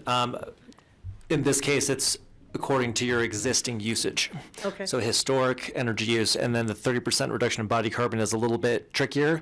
It's more of like a typical cost baseline of what typically would be done. Okay, thank you. There's a lot of concrete involved, and I know the cost of concrete environmentally is pretty steep. So I just wonder about that. It has a really high environmental cost. I'm sort of missing thinking about the wooden floors at the Bozeman Airport, which was my favorite thing at Bozeman, to actually walk on wood. I know that probably Aspen might not be appropriate for that, but you know, Aspen isn't like a timber material, so it could be the small kind of tile wooden floor sort of thing. Okay, I was pretty shocked when I looked at the SD. I was expecting something different than a rectangular prism, and so there's no beauty or originality, there's no sense of place, and there's no awe-inspiring design. It doesn't look like DIA, that's for sure. And so, you know, and I know that's partly just because it's more like a sketch and it doesn't have the beautiful materials that you're considering and stuff, but it was really disappointing to look at, I have to say. The seating arrangements, it looks like you're trying to get the most seating out of the smallest space. It's the kind of seating that just makes me hate airports, where you're lined up and your knees are touching the person next to you. And one of the things we liked about DIA was the really creative seating patterns that they have at DIA, at least on Concourse B, I think it was. So I hope that this is just a sketch and is not what the seating's going to look like. I think a separate administration building, I have some questions about that as well. We're building this gigantic building, and then we're putting more walls and more ceiling over here. I don't quite understand that decision when we have this huge enclosed thing with these great walls and roof systems. Why are we doing it again for 3,000 square feet? Just a comment. I thought that the 129,000 square feet that we originally came across included everything, but it doesn't. It doesn't include the admin, it doesn't include the multimodal, it doesn't include the parking garage. So I guess that was a misunderstanding on my part, because now you're talking 140,000 at stage 2 or phase 2 for everything. And that seems to me something that our community just really didn't want, was that much size. Even the 120, I mean, just even 93,000 I for the terminal, and then the additional is how much for the extra holding rooms? Is that what you call them? About 2,000 maybe? Another what? 2,000 maybe? Okay. Okay, just to comment on the overall size in general compared to the size of our community. And, yeah. Not to mention the costs. How many more do you have? Because I think I can hit all the ones you've done, but if you keep going, I'm going to lose track. I don't expect answers to any anything that I've said so far. Oh, okay. If I want an answer, I'll stop. And, okay. Okay, I'm just making comments in Sure. general. Okay. And just a comment on the employee parking. How many employees work at one time, Diane? That can be several. That can be over 100, Francie. Okay. Just the problem that we see most often is that shift change, because like we were talking about, they're overlapping, and it happens to be at high flight time too. So you're like, it's a perfect storm for everyone coming in demanding parking at the same time. But then we'd have 100 empty spaces after that's done if we try to accommodate all of them. There's definitely a balance, but I don't think you'd have 100 empty spaces. I think you'd have plenty of customers. Well, I just hope we find something a little bit more creative to deal with employee parking than parking spaces, like shuttles. I mean, like, sure, the airlines isn't providing it now, but it doesn't mean that we can't ask them to provide shuttles, or we can't provide shuttles or something. I just, 120 parking spaces for employees when we're trying to discourage single occupancy vehicles seems contrary to our goals. I have a question about the low, this is for you too, Jake. The air coming in, for air circulation coming in at ground level, well, isn't that where the jet fumes are, down there at ground level, that we'd be bringing in? So I guess the air filtration would be at that point of it in where it comes in? I mean... Yeah, absolutely. So from an air quality standpoint, we want to try to make sure the building envelope is as tight as possible, and that can be done through design detailing, but also through the vestibule design for the entry. Can make a big impact on air infiltration, through people coming in, and then also, once that air is inside, doing the mechanical filtration can be a way to help as well. So it's kind of a two-pronged approach, but it's not perfect, and we can just try to make it as tight as possible.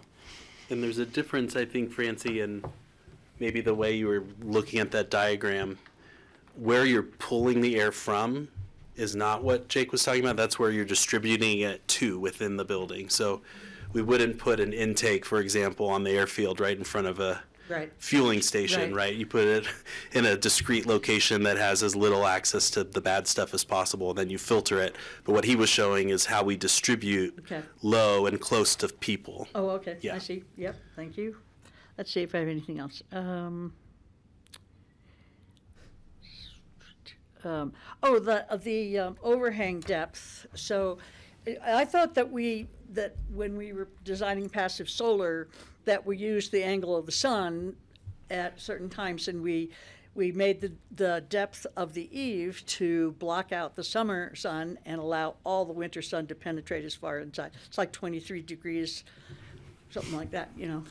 Mm-hmm. Yeah, that's one way to look at passive solar. It doesn't work as well for commercial buildings that are more internally load dominated, so they need more cooling versus like a house that wants the sun to come in more. So you'll see that full cutoff angle during the summer solstice in residential passive solar.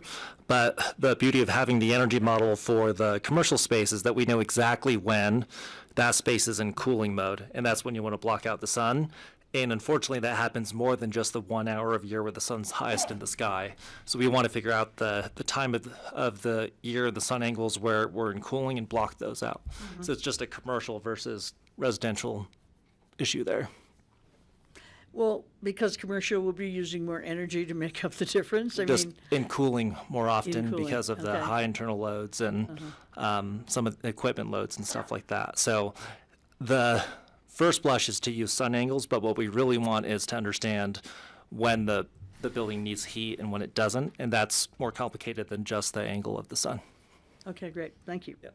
Good question. I think I'm done. Let me just look at my original things.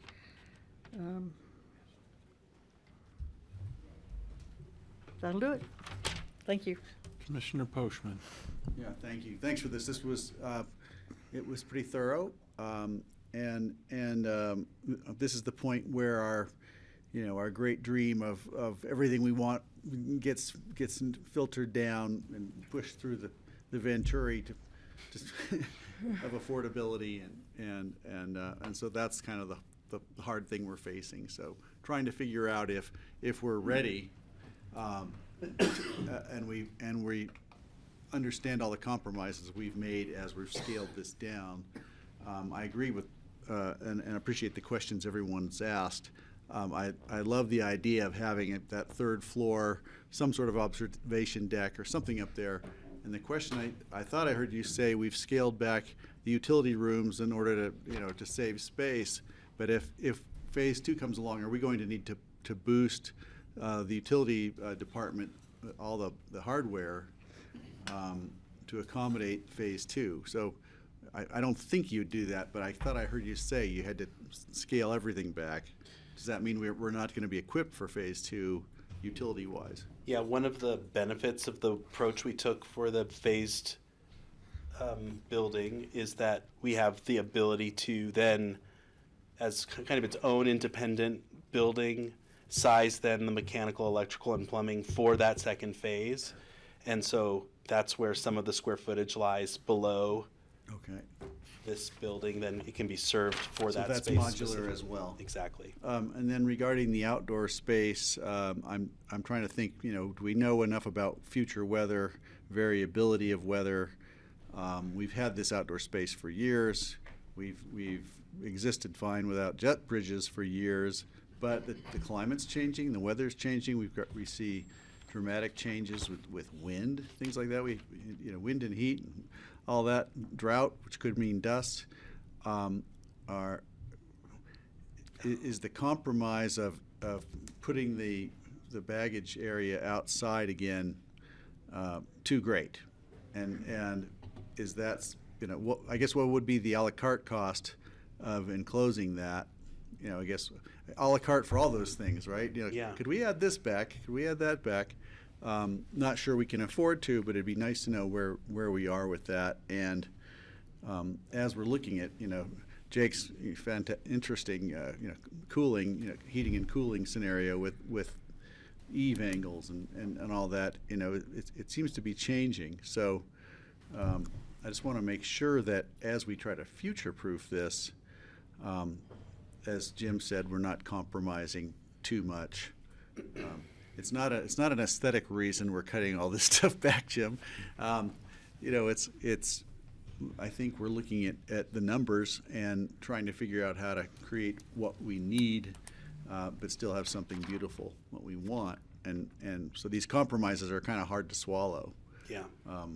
So I appreciate everything you've done on it. I just want to make sure that, is there any point where, do you have any concern that we are being foolish by cutting, you know, the size of utility space? So it seems like you answered that, but.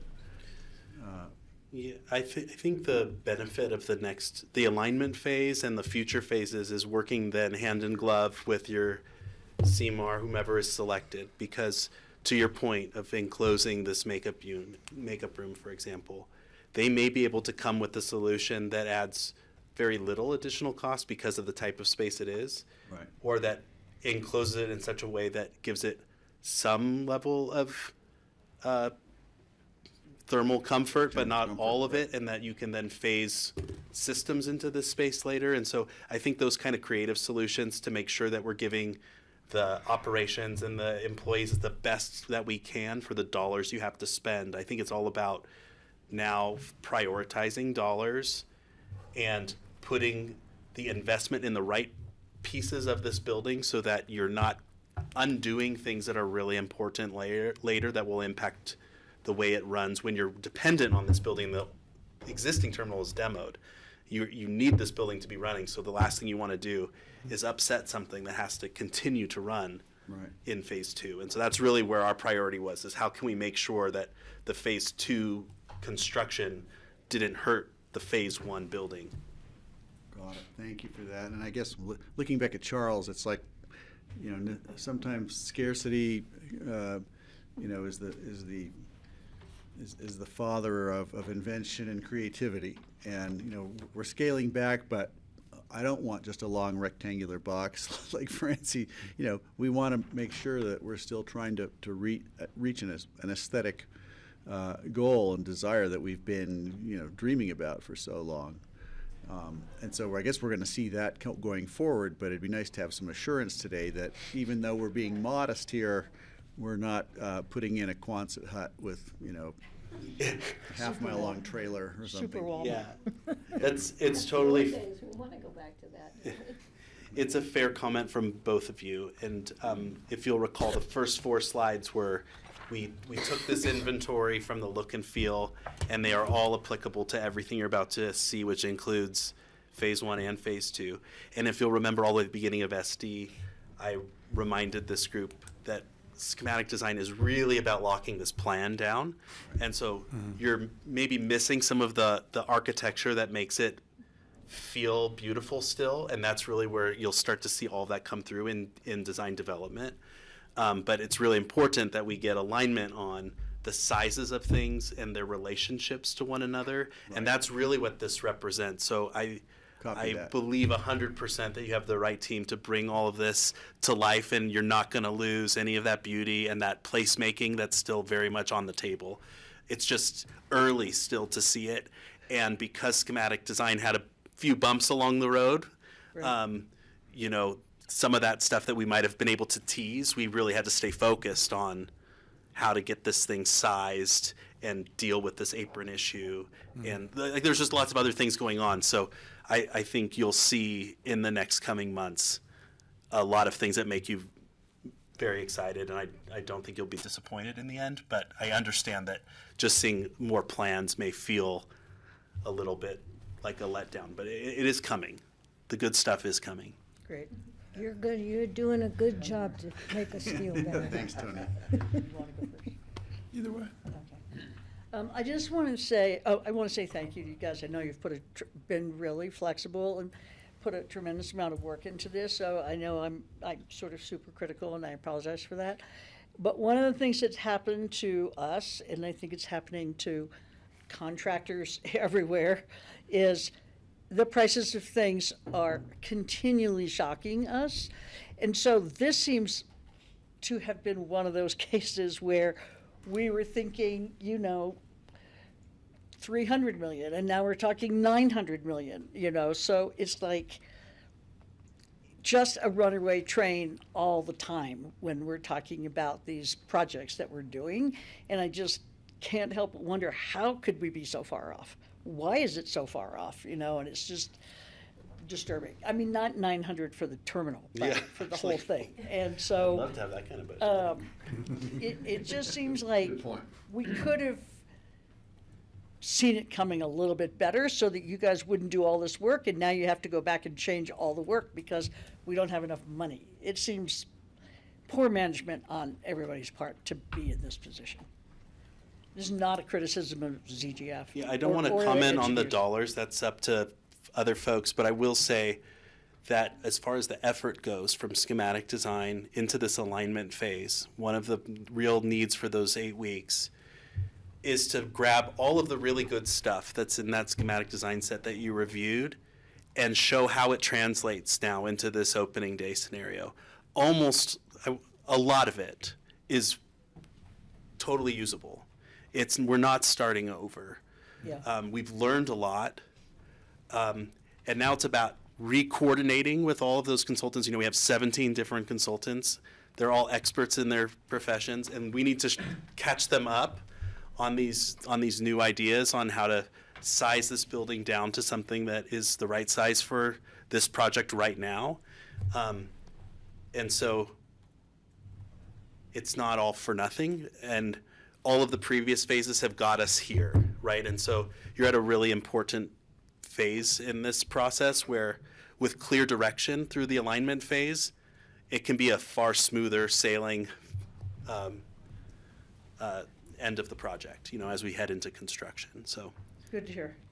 I think you're in actually pretty good shape, and this alignment phase it's actually perfect timing with the CMAR coming on board to work through some of these things. It'll be great to have the CMAR on board Yeah. so that we have some idea of what realistic numbers are.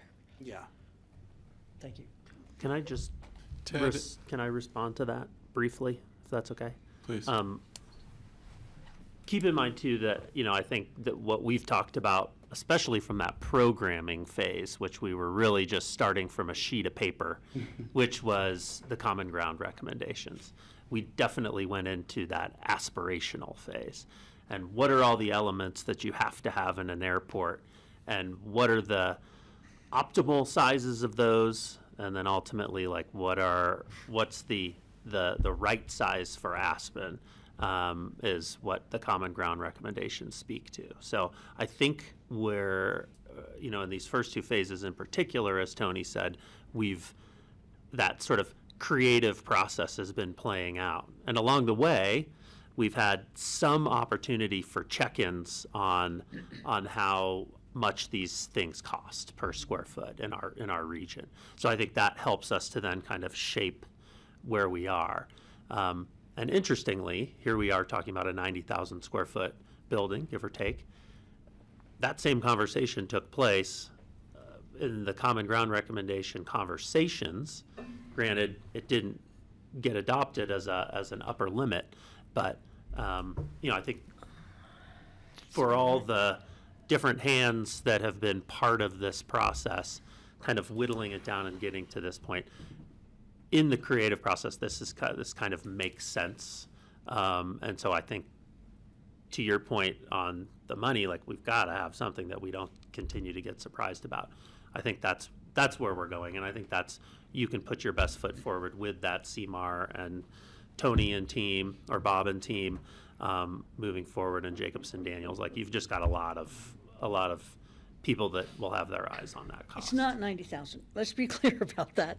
The ultimate goal here that we're looking at is not 90,000. We keep saying that number. This is not a 90,000 square foot project. Well, just the terminal, I guess, is what I'm referring to. So yes, noted. Maybe for Diane, just by the time phase 2 is done, employee growth, like, how many employees do you picture needing compared to what's there today? That's actually a really good question, Ted, that we've looked at just internally too. I don't know if you'll see the airlines necessarily grow or the TSA, because much to Patty's point earlier, they're trying to figure out ways to make things more efficient, right? Not necessarily increase.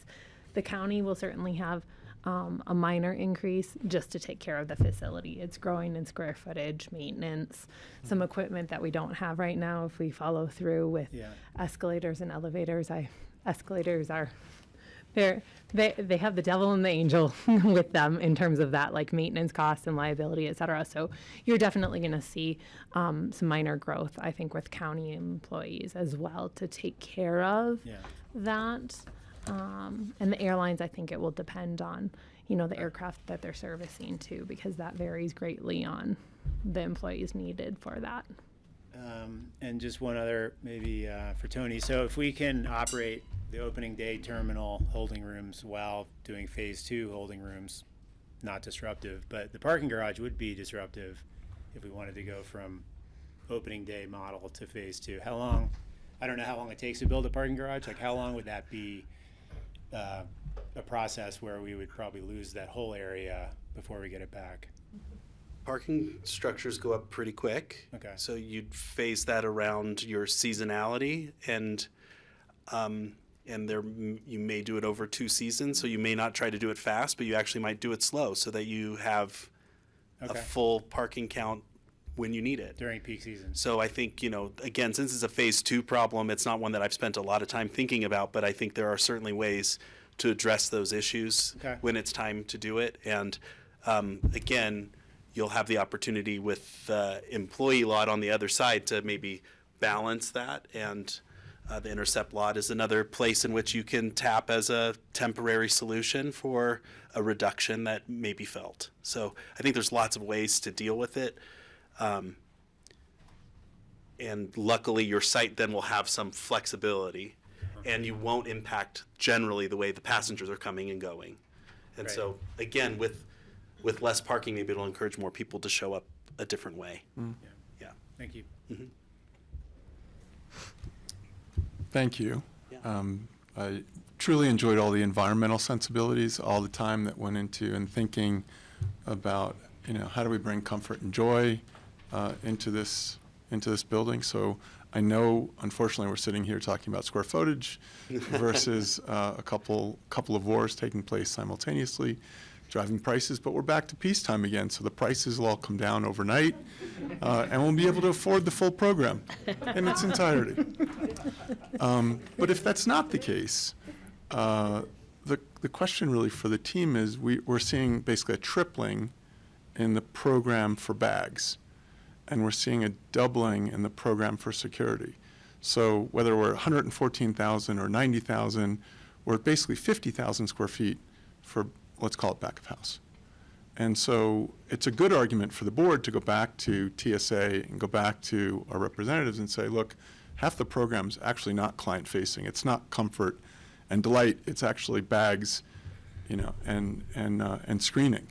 And that's, maybe I'm answering my own question, but that's what changed in the existing terminal to where we're going is this new secured world.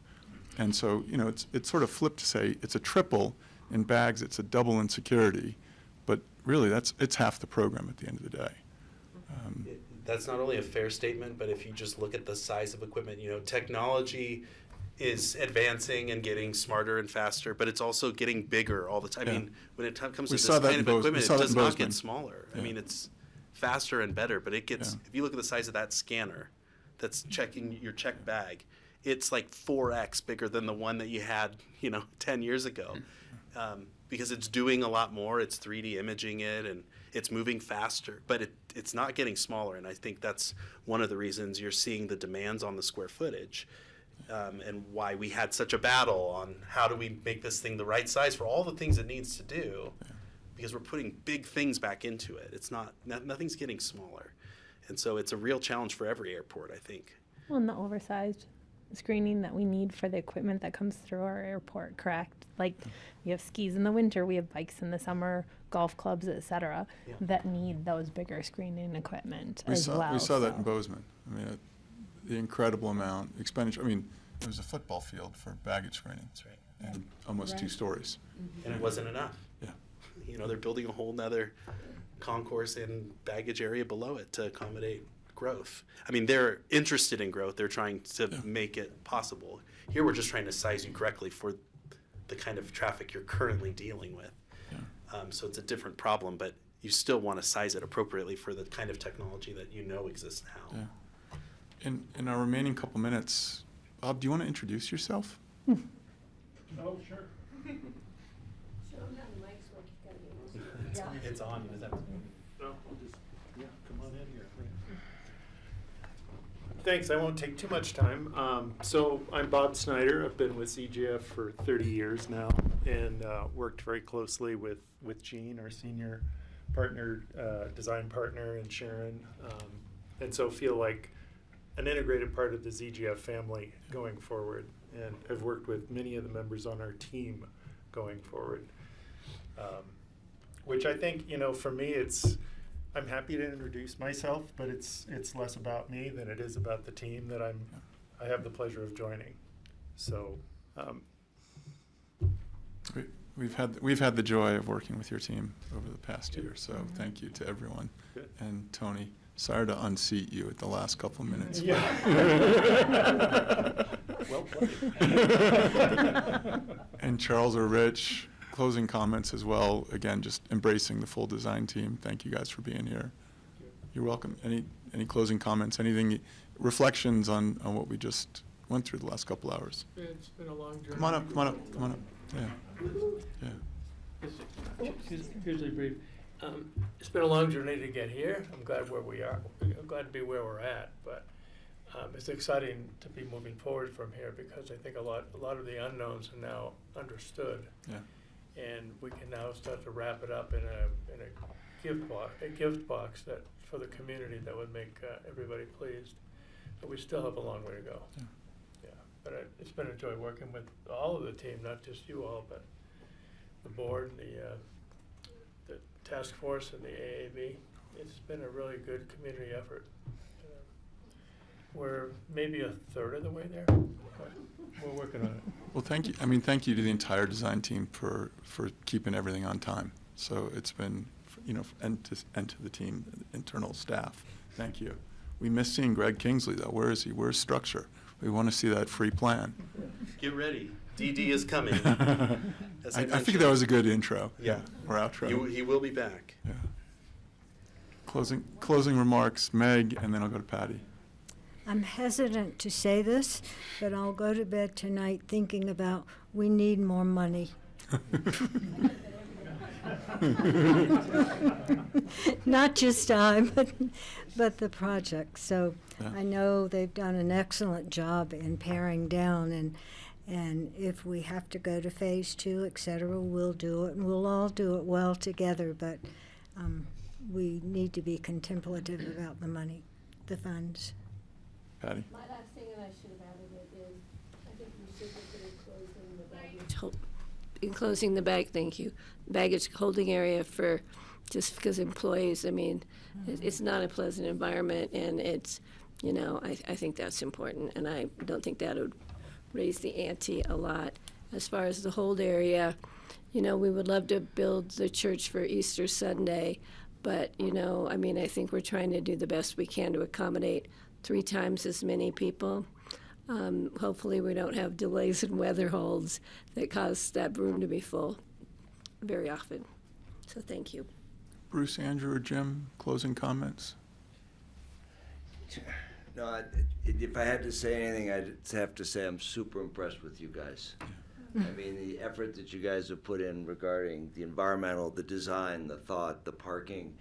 I looked at that package, and what did you say, Francis, over 1,000 pages, right? Yeah. And it's detailed. You guys have not missed a thing, and all I can say is I hope moving forward we continue that way.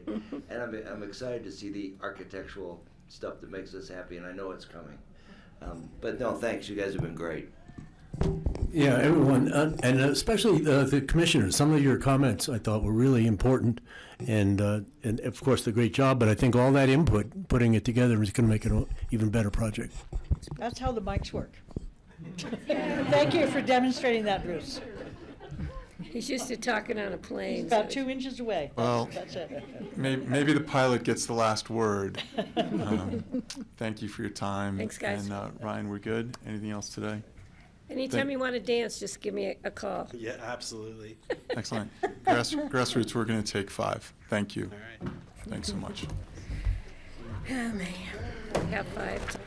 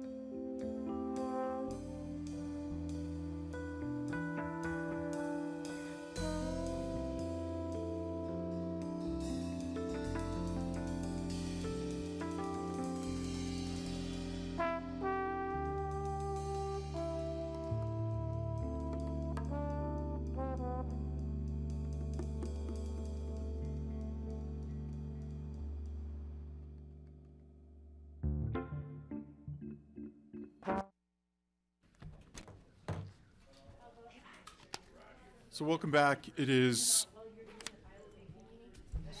so Andrew, if you could take, welcome back. We went from the quiet of the library to the noise of the jets. And we've returned with open discussion.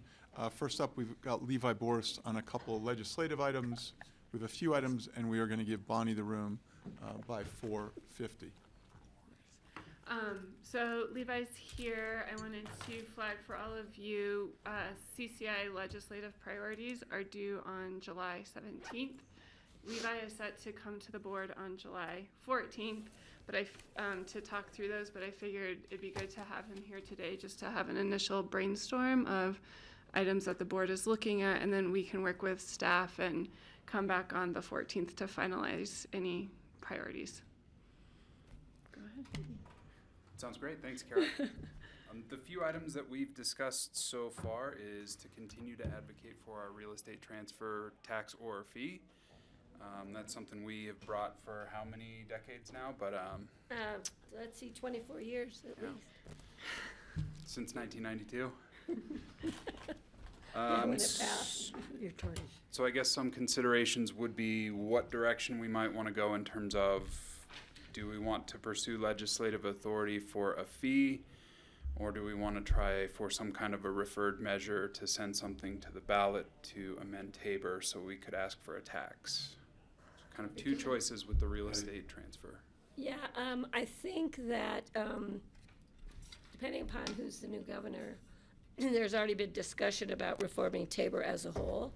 So that may be an opportunity to jump in there. And I think that will be part of the discussion with the real estate transfer tax. So I think we should be backing,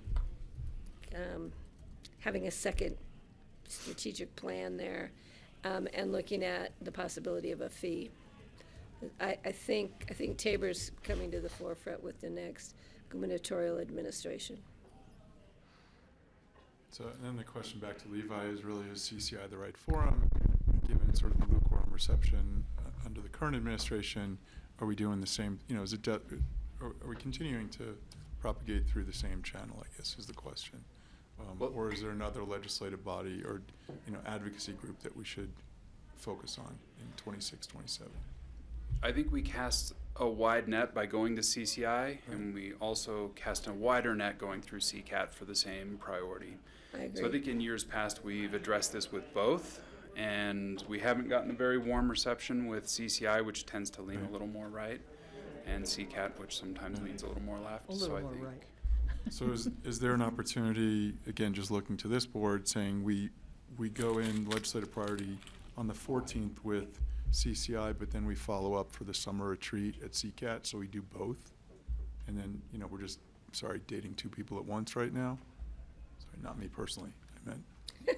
Yeah. Sorry, to the bill. He's actually Absolutely. dating 3 people at one time. And a dog. Cool. Next.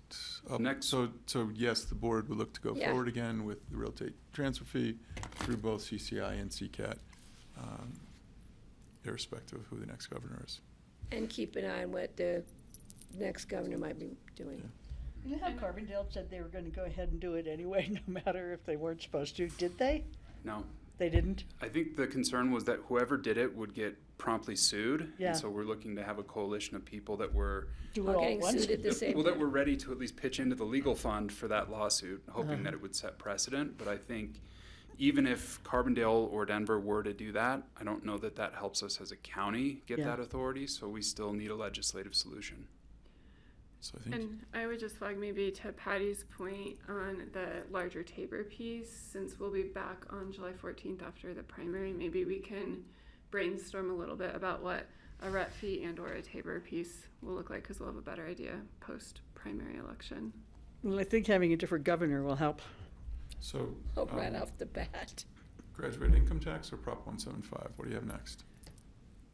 So we're just here to talk about the board, want to brainstorm with the board about CCI legislative priorities. items. Yeah. So I would love to put one forward. You're not going to be surprised. I just spent 3 days with insurance, reinsurance, and first responders.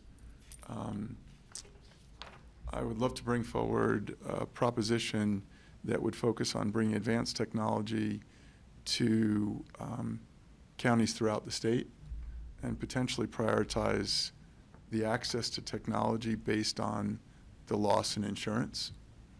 And so use Pitkin as a model. We, through philanthropy and other means, have stood up AI wildfire cameras and detection and automated autonomous vehicles for fire prevention.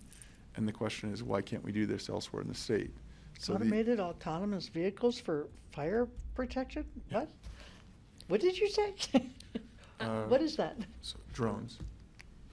Oh, drones. Yeah. Could you say drones? He could have, yes. So I didn't use an acronym. I used a full. No, you didn't.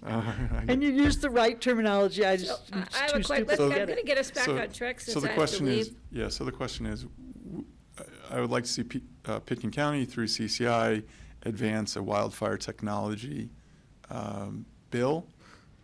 What other pieces did I miss? Can I just, I would like to know more about that, so bigger discussion next, because the funding mechanism, when we don't have enough money to fund fires, let alone, anything. So I would like to see, because that's going to have a huge funding impact, and I don't see it going anywhere. So I think the pre-C that was drafted looks at potential funding revenue through either insurance companies and or utilities, which is partly the way Pitkin County, for example, just put an AI camera up in Thomasville and Meredith, which was through Xcel Energy. And so there's alternate sources of revenue / potential to bring to the table outside of philanthropy. Well, yeah, I'd like to see that piece before. We don't have a lot of energy to put into a lot of these things, and I would like to make sure it's not just an effort in futility. And it was my professional responsibility out of the conference to bring this forward in the 26-27 legislative session. I'd love to see Pitkin come on board. I think, again, we would get 70 people in the room last week to move this forward, and we could do more work certainly on the funding side. Again, it's also given who is the next governor. Your professional responsibility? It is my action out of a 3-day meeting. I'm like, I don't know, are you sitting on that fire board and we didn't know we'd appointed you? I don't know. So I'd like to bring it forward as a proposition, and it would be visible to the team fully before the 14th, and we could circulate sort of a draft position. Yeah, I think the idea is that we would brainstorm with all of you here. We'll check in with any staff and we'll come up with, kind of proposals, and you all can make a final determination for what gets submitted. The only final idea that we had discussed was extending some of the mobile home park sales deadlines in statute. Oh, definitely. I think some of those resident-owned communities have run into problems with the tight timeframes in matching private offers. So that's a pretty simple legislative fix, just extending some deadlines, and I think Rep. Baseneck would probably be on board, but I can write that one up and get it to you in advance with those other two as well. That'd be great. I think that's really a good one. Excellent. Anything else for today? Legislative ideas? In the final 2 minutes, what else do we have? Legislative ideas. There's a great op-ed I encourage you all to read. I'll send it in the New York Times about how states could actually have some influence on the presidential pardons that the president has been handing out, and that the states can actually stop that. And several states are entering I saw that. moving in that direction. And I'm thinking that if it hasn't been proposed in Colorado, I would like us to propose it. With for future CCI? conversation. Right after our governor Oh, sorry, reduced Tina CCI, Peters' yeah, sentence. yes, even at CCI, why not? Let's go rub it in their noses. Great, can you send us that? And Yeah, I did already.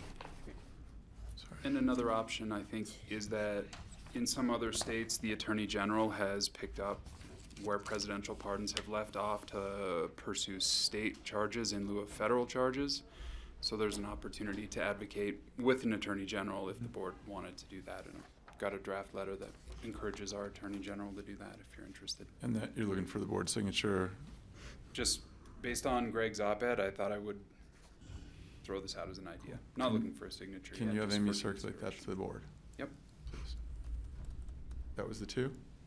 That's it for me. And I have one other quick open discussion item. Please. And then board. Thanks, Levi.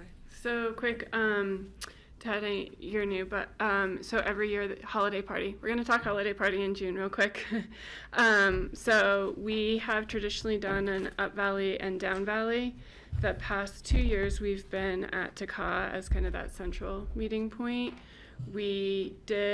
This would be our year to go Up Valley, but I think we've heard good remarks from folks about staying at Taka, and so we have a right of first refusal right now to stay at Taka for that first Friday in December. Amy's done some initial research. We have, a slight increase. We have some options in Snowmass potentially that would still be within budget that we could definitely continue on and kind of do the Up Valley, Down Valley piece of it. But I know that there's been interest from the board of keeping it at Taka, so I wanted to bring it to all of you first, since we do have to give Taka that decision today. I'll jump in. I think doing it mid-valley makes great sense because at Taka, there's parking, there's bus, there's, the weather isn't as bad because when we went to Snowmass that one year, there's no bus that you can take. That train, it just doesn't work. I know that they're looking at parking for no charge. Last time there was a pretty steep charge and the road was horrible. And a lot of people didn't show up because of Well, the we had a weather. blizzard. It was really bad at Taka sounds the good. St. When or last year? what was it, Viceroy. I Back think in the leaving day, it when we had at Taka is a great venue. People have different modes of transportation they can take there. I agree with Patty. I think most of our employees live down Valley. More to, and everyone has pros and cons of everything, but I think we've had good success at Taka in the past. And I know last year It's a the great venue. catering wasn't great because they had a new provider. So the year before that, the catering was awesome. So if we can work that detail out, I think that would be helpful. That is helpful. So save the date, December, first Friday in December. Yes. I don't know if it's the 4th or 5th. Kim, thank you so much. Bonnie, thank you for your patience. We're adjourned. Thank you. Thank you. We out of here? Yeah, out of here. Where are you going? We're only 1 minute I'm going late. to get my picture taken. I'll see you over there.